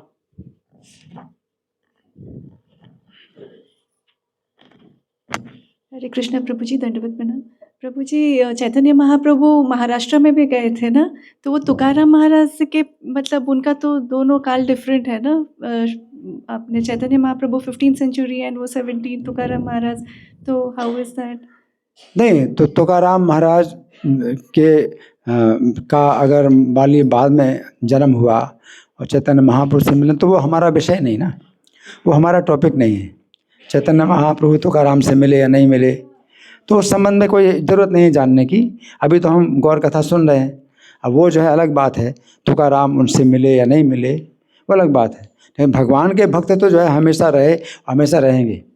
भगवान चैतन्य ने अवतार लिया पतितों का उद्धार करने के लिए, ठीक है ना। और जो भक्त हैं वो तो हमेशा रहे, हमेशा रहेंगे, ठीक है ना। तो वो ऐसी बात नहीं है कि भक्तों की कभी कमी होती है। भगवान अपने भक्तों को भेजते हैं, और चैतन्य महाप्रभु की बाद भी जो है इस चैतन्य महाप्रभु आंदोलन को चला रहे हैं, उनके भक्त लोग चला रहे हैं, ठीक है ना जी। हरे कृष्ण जी, बहुत बहुत धन्यवाद। तो इसमें जैसे जो दुखी नाम की जो वहाँ पे महिला थी, उनको इतने भगवान की संबंध मतलब वहाँ उनके घर में होने से उनको कृपा मिली। तो ये जो है कोई भक्त अगर किसी प्रगतिशील जो बहुत ही एडवांस डिवोटी उनसे जुड़े हुए हैं और वो अपना अगर अपनी साधना नहीं कर रहे हैं तो हाँ, इसमें जो है बहुत बड़ी रक्षा होती है भक्त की सेवा में। अगर भक्त की सेवा में ही अगर बने रहे, है ना, और कोई अपराध ना हुआ,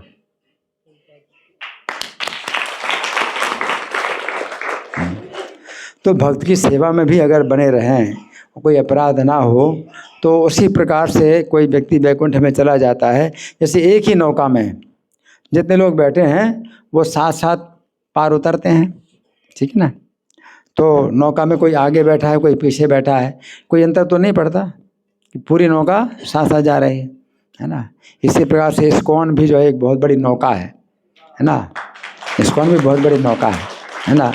इसमें अगर आप बने रहें और भक्तों से द्वेष ना करें, तो 6 प्रकार के वैष्णव अपराध ना करें, तो आपकी बड़ी रक्षा हो जाएगी।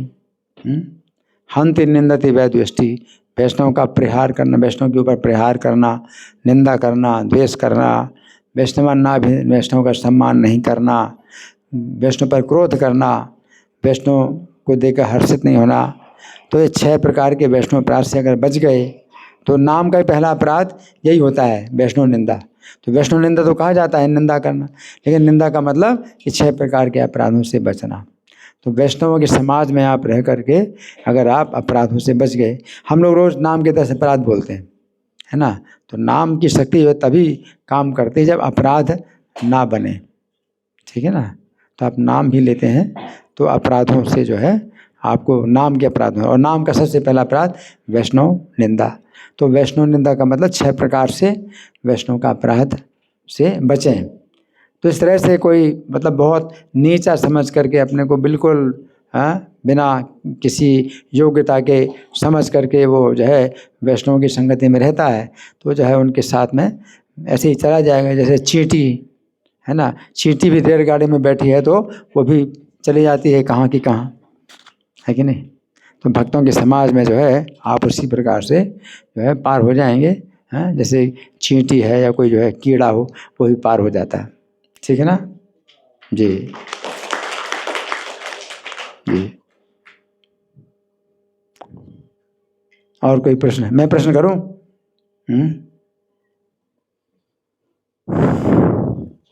हरे कृष्ण प्रभु जी, दंडवत प्रणाम। जी प्रभु जी, कल की जो कथा में हम सुन रहे थे अद्वैत आचार्य और नित्यानंद प्रभु, आपने में ऐसा लग रहा था हम जैसे जीवों को कि वो लड़ रहे हैं। तो इस और हमारी भी जैसे दृष्टि भक्त ऐसे करते हैं तो हमारी भी दृष्टि पहले यही जाती है कि वो लड़ रहे हैं। तो उसको हम कैसे सुधार सकते हैं या उसको करेक्ट कैसे सकते हैं? देखिए वही चीज़ है कि जब हम भक्तों से कथा सुनते हैं तो फिर हमें जो है समझ में आती वो बातें, और जो है इसमें वर्णन किया गया है कि वो हंस रहे हैं और हंसी में इस तरह से जो बोल रहे हैं बातें, तो कई बार हंसी में होती भी बातें हैं, है ना। कभी हंसी में जो है एक दूसरे की निंदा भी करते हैं, लेकिन वो हंसी के कारण होती है। कई बार देखा जाता है ना, 2 मित्रों में भी जो है एक दूसरे की निंदा करने लगते हैं, लेकिन वो हंसने के लिए होता है केवल, है ना। तो ये हंसने में जो है उसमें क्या होता है कि वो ईर्ष्या के कारण नहीं होता, वो केवल हंसने के कारण होता है ना। जी प्रभु जी, एक दूसरा प्रश्न है कि आपने बताया कि जो अपने को पतित समझता है अंदर से और दुखी समझता है, तो भगवान उसकी प्रार्थना को स्वीकार करते हैं। तो ये भावना कैसे लाई जाए, ये पतित वाली भावना? हाँ, ये दैन्य, इसको दीनता कहते हैं, क्योंकि कि भगवान को दैन्य प्रिय है। इस तरह से आप अभिमान द्वेषत्वात् दैन्य प्रियत्वात्, अभिमान से द्वेष है और दीनता प्रिय है।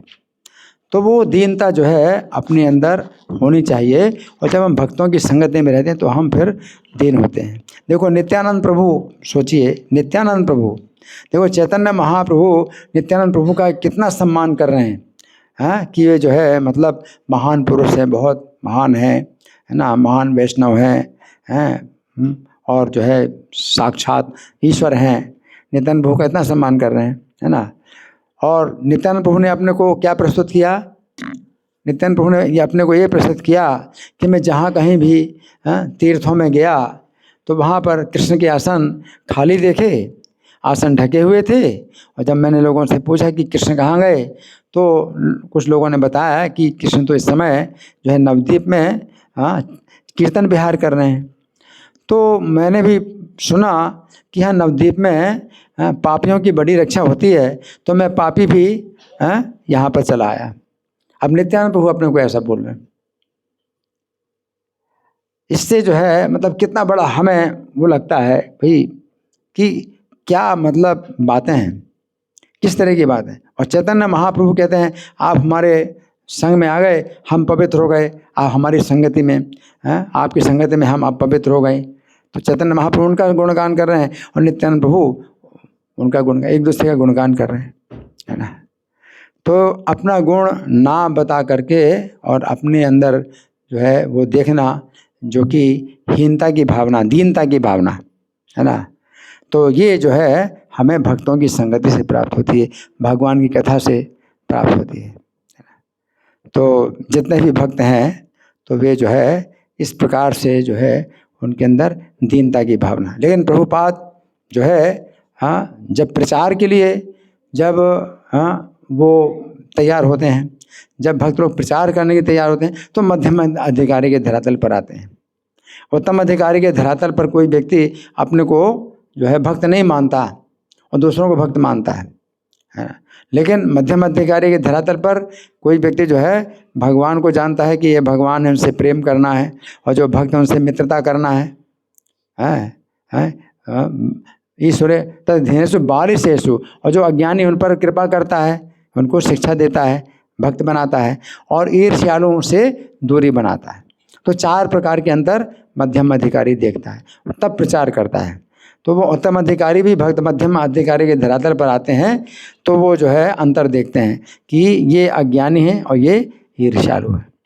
तो भक्त तो दोनों नहीं है, लेकिन ये भक्त नहीं है, लेकिन ये अज्ञानी है। इसको मैं बताऊंगा, सिखाऊंगा तो सीखेगा।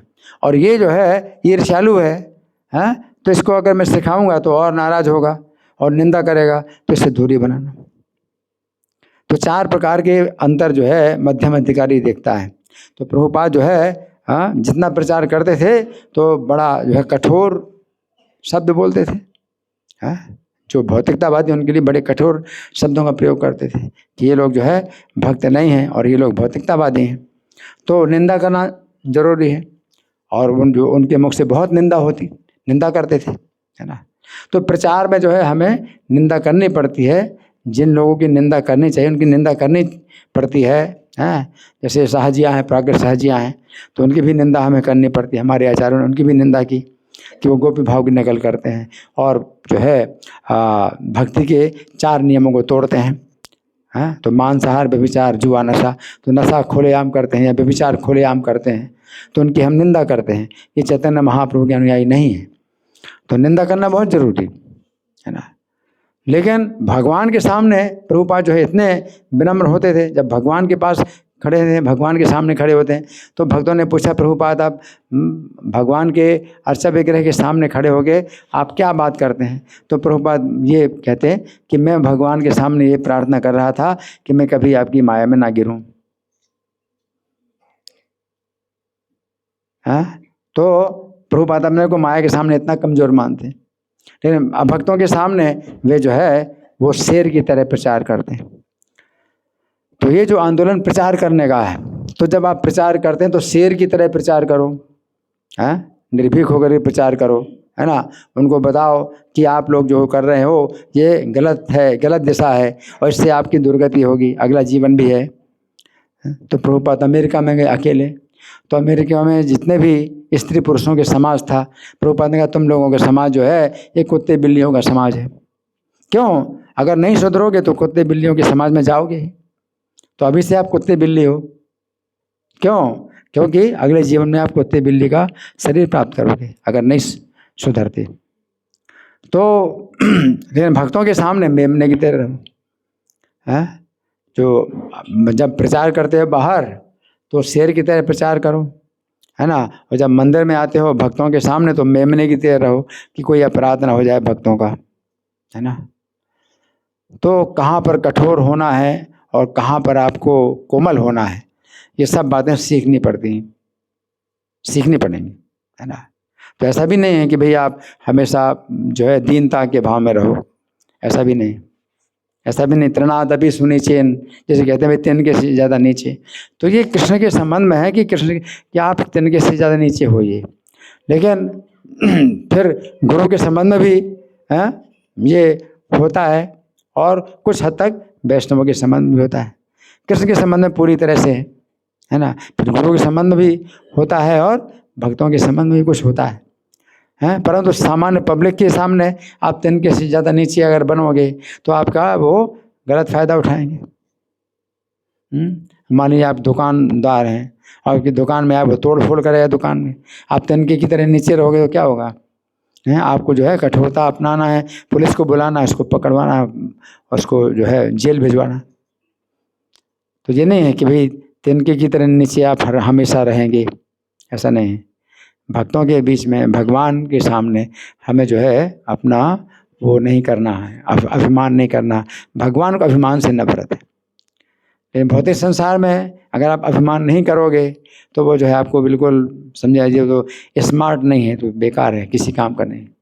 आपका वो जो है वो स्मार्ट चाहते हैं कि स्मार्ट बनो, है ना। तो जैसा जो है देश वैसा वेश करना पड़ता है, तो आपको स्मार्ट बनना पड़ता है। लेकिन अंदर से आप कैसे रहोगे भगवान के सामने कि बिल्कुल तिनके से ज़्यादा नीचे। तो प्रभुपाद जो है इतने भी जो है मतलब वो थे, अपने शिष्यों को कभी अपने शिष्यों का अज्ञान दूर करने के लिए बोलते थे कि मुझ में तुम में एक अंतर है। क्योंकि उनके शिष्य भी प्रवचन देने लगे तो सोचने लगे प्रभुपाद प्रवचन देते हैं, हम भी प्रवचन देते हैं, तो क्या अंतर है। तो प्रभुपाद ने अपने शिष्यों से कहा कि मुझ में तुम में एक अंतर ये है कि बंद कमरे में नग्न स्त्री को तुम देखोगे तो गिर जाओगे और मैं देखूंगा तो मैं नहीं गिरूंगा। तो प्रभुपाद ने ऐसा कहा है ना, लेकिन ऐसा करके नहीं दिखाया कि मैं जो है चुनौती देता हूँ, वहाँ बंद कमरे में मुझे रखो, स्त्री को नग्न कर दो। तो ऐसा प्रभुपाद ने मतलब ये करके नहीं दिखाया, लेकिन एक बार ऐसा बोला। लेकिन हमेशा कृष्ण से क्या बोलते हैं, मैं आपकी माया में ना गिरूं। तो कृष्ण के सामने कितने दीन हैं, कितने विनम्र हैं, क्योंकि कृष्ण को अभिमान 1% भी पसंद नहीं। कृष्ण के सामने आप नहीं कह सकते आपकी माया में मैं नहीं गिरूंगा। लेकिन कभी अगर उन्होंने कह दिया तो उन लोगों का ज्ञान दूर करने के लिए कहा कि अंतर है तुम में मुझ में, लेकिन वो चीज़ नहीं है कि भाई हम करके दिखाएंगे, ऐसा नहीं है। तो वो प्रभुपाद जो है निंदा करते हैं और उनको कहते हैं तुम लोग भक्त नहीं और हम भक्त हैं, हम तुमसे अच्छे हैं, तुम बहुत गिरे हुए हो। तो ये क्या उनको उठाने के लिए ज़रूरी है कि उनको जो है ऐसा बोला है। प्रभुपाद ने अपनी पूजा कराई, तो आप क्या कहेंगे।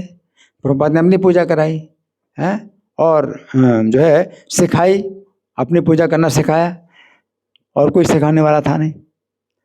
तो प्रभुपाद स्वयं जो है अपनी पूजा करना सिखाते हैं। तो ये सब चीज़ें क्या हैं कि आवश्यक हैं। किसी पत्रकार ने पूछा प्रभुपाद से कि आप जो है अपनी पूजा भगवान की तरह क्यों कराते हैं। तो प्रभुपाद ने उत्तर दिया कि शास्त्रों में कहा गया है कि गुरु की पूजा भगवान के समान होनी चाहिए, तो इसमें मैं क्या कर सकता हूँ। तो प्रभुपाद जानते थे कि अगर ये लोग मेरी पूजा नहीं करेंगे तो भगवान इनकी पूजा स्वीकार नहीं करेंगे, कि जिस व्यक्ति के माध्यम से भगवान का संदेश आपको मिला है उस व्यक्ति के माध्यम से भगवान आपकी पूजा भी स्वीकार करेंगे। तो इसलिए प्रभुपाद ने अपनी पूजा करना सिखाया है ना। तो ये सब चीज़ें प्रभुपाद का गुणगान भी सुनते थे। अपना व्यास पूजा के दिन प्रभुपाद का गुणगान सब लोग करते हैं, प्रभुपाद सुनते हैं है ना। लेकिन वो जानते हैं कि मतलब मेरे अंदर कोई गुण नहीं है, जो कुछ भी गुण है अगर तो कृष्ण ने ही मुझे दिया है, मेरा अपना कोई गुण नहीं है। तो वो पारदर्शी माध्यम होते हैं कि वो पूजा जो स्वीकार करते हैं वो कृष्ण के पास भेज देते हैं। पारदर्शी माध्यम का मतलब जैसे चश्मा है, तो ये जो चश्मा है तो चश्मा से मैं आपको देख रहा हूँ, चश्मा को नहीं देख रहा है ना। जो चश्मा है तो ये जो है मुझे आपको दिखा रहा है, चश्मा स्वयं अपने को नहीं दिखा रहा, मैं चश्मा को नहीं देख रहा, चश्मा के द्वारा मैं आपको देख रहा हूँ। उसी प्रकार से गुरु हैं, साधु हैं, तो उनकी आप पूजा करते हो तो वो पूजा भगवान को पहुँच जाती है, वो पारदर्शी माध्यम है ना। तो उनके अंदर ये भावना नहीं होती है कि ये मेरी पूजा हो रही, वो यही सोचते हैं कि भगवान की जो है इच्छा से मैं ये सेवा पूजा स्वीकार कर रहा हूँ, लेकिन ये जो है भगवान की ही पूजा है और जो परंपरा है, पूरी परंपरा है, उसको वो पहुँचा देता है परंपरा के। प्रभुपाद ने कभी श्रेय नहीं लिया कि मेरा गुण है कि मैंने इतना जो है प्रचार किया, इतने भक्त बनाए। प्रभुपाद ने क्या कहा, प्रभुपाद ने कहा कि मैं तो जो है एक आदेश पालन करने वाला हूँ, मेरे गुरु महाराज ने आदेश दिया था, मैं उनके आदेश का पालन कर रहा हूँ, और मेरे गुरु महाराज ने तुम लोगों को भेजा है मेरी सहायता करने के लिए, नहीं तो मैं क्या कर सकता था। तो प्रभुपाद ने अपना गुण कभी नहीं माना कि भाई मैंने इतना प्रचार किया, मैंने इतने भक्त बनाए। तो उनकी दीनता देखी जाती है। और कभी अगर वो अभिमान प्रकट करते हैं तो केवल जो है ऊपर ऊपर से अभिमान प्रकट करते हैं, किसी का अज्ञान दूर करने के लिए अंदर से भगवान के चरणों का स्मरण करते हैं कि मेरी हमेशा रक्षा करना।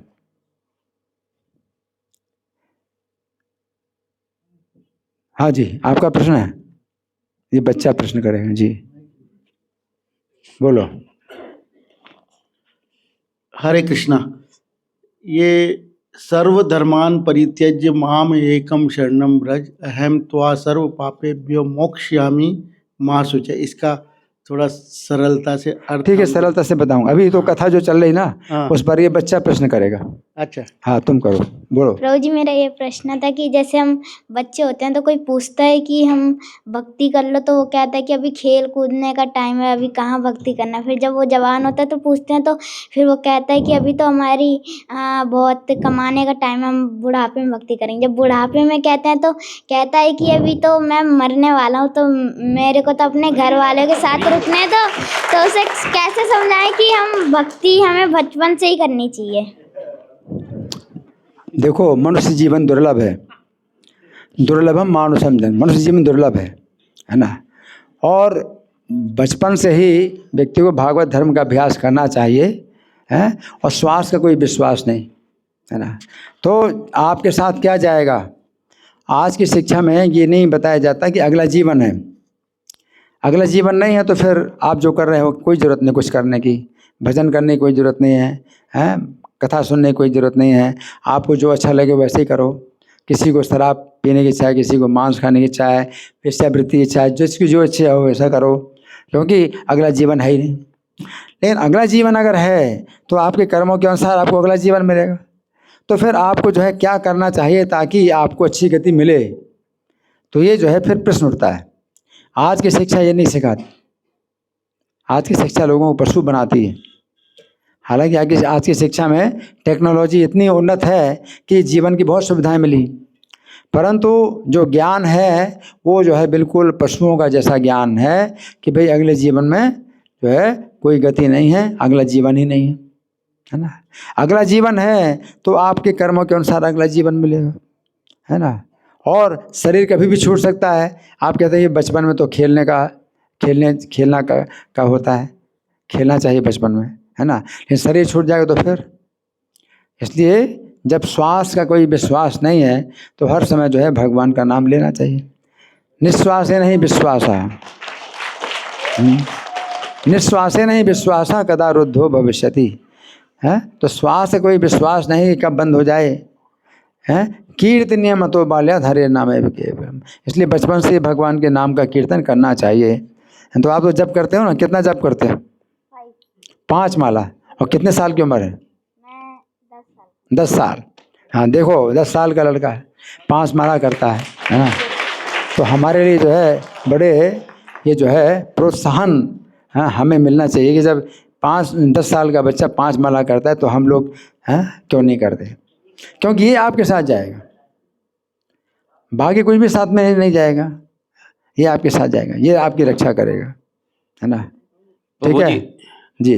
प्रभु जी, ये जो है ये केस दीपेश निताई प्रभु का छोटा लड़का है और चैतन्य नाम है इसका। चैतन्य नाम है? हाँ जी। किसका लड़का? दीपेश निताई प्रभु जी की छोटा बेटा है। दीपेश निताई प्रभु जी। अच्छा, यहाँ दीपेश निताई, हरि बोल जय, है ना। तो यही है, नहीं तो पिता नहीं बनना चाहिए। शास्त्र कहते हैं पिता नहीं बनना चाहिए। अगर मृत्यु से नहीं बचा सकते तो पिता मत बनो, माता मत बनो, गुरु मत बनो, हैं। तो पिता अगर बनना है तो इस तरह से अपने बच्चे को शिक्षा दो कि फिर दूसरा पिता ना बनाए वो, है ना। आप ही उसके असली पिता हैं, आप उसके असली पिता हैं, जबकि वो बच्चा जो है आगे आगे किसी को पिता ना बनाए। आगे चल करके कहाँ जाएगा? वैकुंठ जाएगा, भगवान की सेवा में, है ना। तो असली माता वही है जो आगे बच्चे को जो है फिर दूसरी माता ना बनाए, उसका बच्चा दूसरी माता ना बनाए, वैकुंठ में जाए। ठीक है जी। प्रभु जी, एक और प्रश्न है, अंतिम प्रश्न है। आपने कहा कि हम रोज तो वैष्णव अपराध नाम अपराध का तो रोज उच्चारण करते हैं जी। 10 नाम अपराध नहीं होना चाहिए, पर हम वैष्णव अपराध जो है उसका उच्चारण नहीं करते हैं। अब तो वो वैष्णव अपराधों से कैसे बचा जाए? वैष्णव अपराध से कैसे बचा जाए? देखिए, वैष्णव अपराध नाम के 10 अपराधों में सबसे पहला है और सबसे ज़्यादा खतरनाक है, तो हमें तो बचना चाहिए। तो इसके लिए क्या है, हम नाम के 10 अपराध जब बोलते हैं तो नाम प्रभु से हमारी फिर ये प्रार्थना होती है कि अपने अपराधों से आप मुझे बचाइए। तो नाम प्रभु इस प्रार्थना को स्वीकार कर सकते हैं और आपको बचा सकते हैं। तो नाम प्रभु, जब आप 10 अपराध रोज़ बोलते हैं तो आपके अंदर ये विचार आएगा कि 10 अपराध हमें नहीं करना चाहिए, और करते हैं तो हमें उसका रिजल्ट नहीं मिलेगा, नाम का परिणाम नहीं मिलेगा, है ना। तो फिर ये भावना जब आएगी कि हमें 10 अपराधों से बचना है, तो फिर जो है नाम प्रभु आपको 10 अपराधों से बचाएंगे। और आप जानते हैं नहीं जानते हैं, है ना, कि नाम के 10 अपराध क्या होते हैं, है ना, तो भी आप बोलते हैं। हो सकता है आप नहीं समझते नाम के 10 अपराध, फिर भी बोलते हैं। तो वो भी आपकी एक प्रार्थना हो सकती है कि मैं जानूं या ना जानूं, अपने अपराधों से मुझे बचा लो, अनजाने में भी मुझे अपराध ना हो। ठीक है ना। तो ये हमारी प्रार्थना मतलब होती है, तो वो एक जो है रक्षा, एक प्रकार की रक्षा ये है कि जब आप चाहते हैं कि अपराधों से मेरी रक्षा हो, तो आपकी जो इच्छा है वो आपको अपराधों से रक्षा करेगी, और ऐसी बुद्धि या ऐसी शक्ति मिलेगी कि आप अपराधों से बचें। या नाम प्रभु से आप प्रार्थना करेंगे, वो अपराध ना माने। किसी व्यक्ति से अगर आपका अच्छे संबंध होते हैं तो वो आपके अपराधों को नहीं माने, तो वो भी हो सकता है कि फिर संबंध अच्छा बना रहे, है ना। तो नाम प्रभु जो है हमारे अपराधों को जो है क्षमा करें, या हमें अपने अपराधों से बचाएं, अपराध ना होने दें, और अगर कुछ हुआ है तो उसको अपराध ना लें। तो ये भी नाम प्रभु के जो है हाथ में है ना। तो इसलिए हमें नाम के 10 अपराध बोलने चाहिए, है ना। तो वैष्णव अपराध भी जो है उसके अंदर आते हैं, 10 अपराधों में वैष्णव अपराध भी आते हैं, ठीक है ना। और 6 प्रकार के वैष्णव अपराध हैं, तो वो भी बोले जा सकते हैं। उसका एक श्लोक है, हंति निंदति वैद्वेष्टि वैष्णवान नाभिनंदति कृत्यते जायते नो हर्षम वैष्णवे पतनानि षट्। तो ये जो है नाम के जो वैष्णव के जो 6 अपराध हैं, ये भी बोले जा सकते हैं और लिखे जा सकते हैं बड़े अक्षरों में कि 6 प्रकार के वैष्णव अपराध ये होते हैं। तो ये भी जो है हमें इस तरह से जागरूक रखेंगे कि आप जो है सचेत रहेंगे कि अपराध ना करें। ठीक है जी।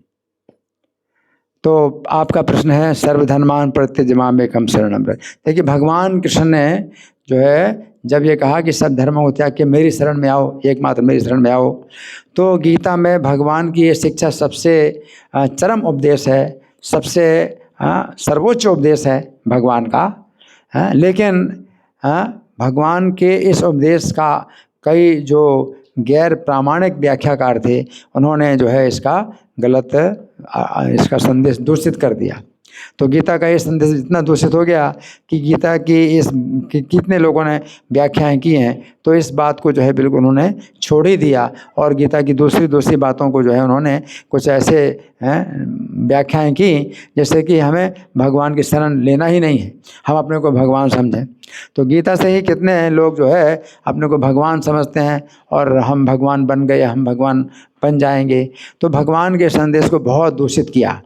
इसलिए भगवान जो है स्वयं हैं, जो गीता में जो कहते हैं मेरी शरण में आओ, वे भगवान स्वयं भक्ति रूप में अवतार लिया।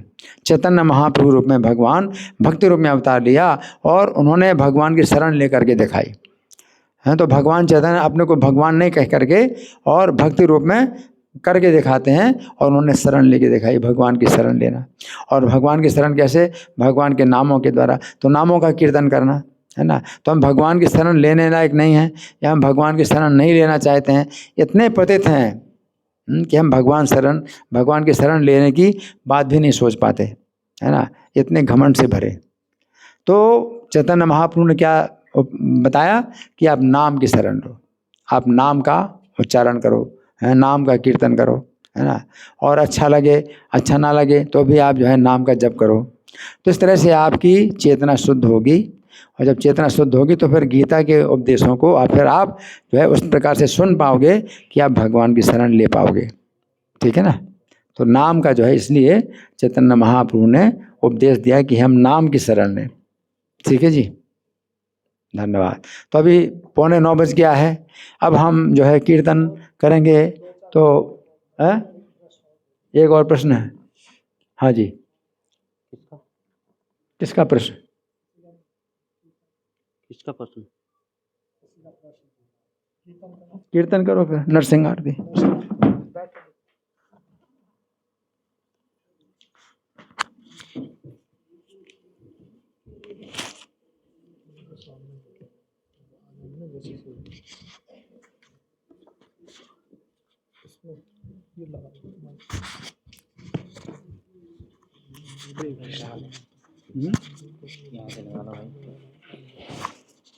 इस पे लगा देना। हरे कृष्णा।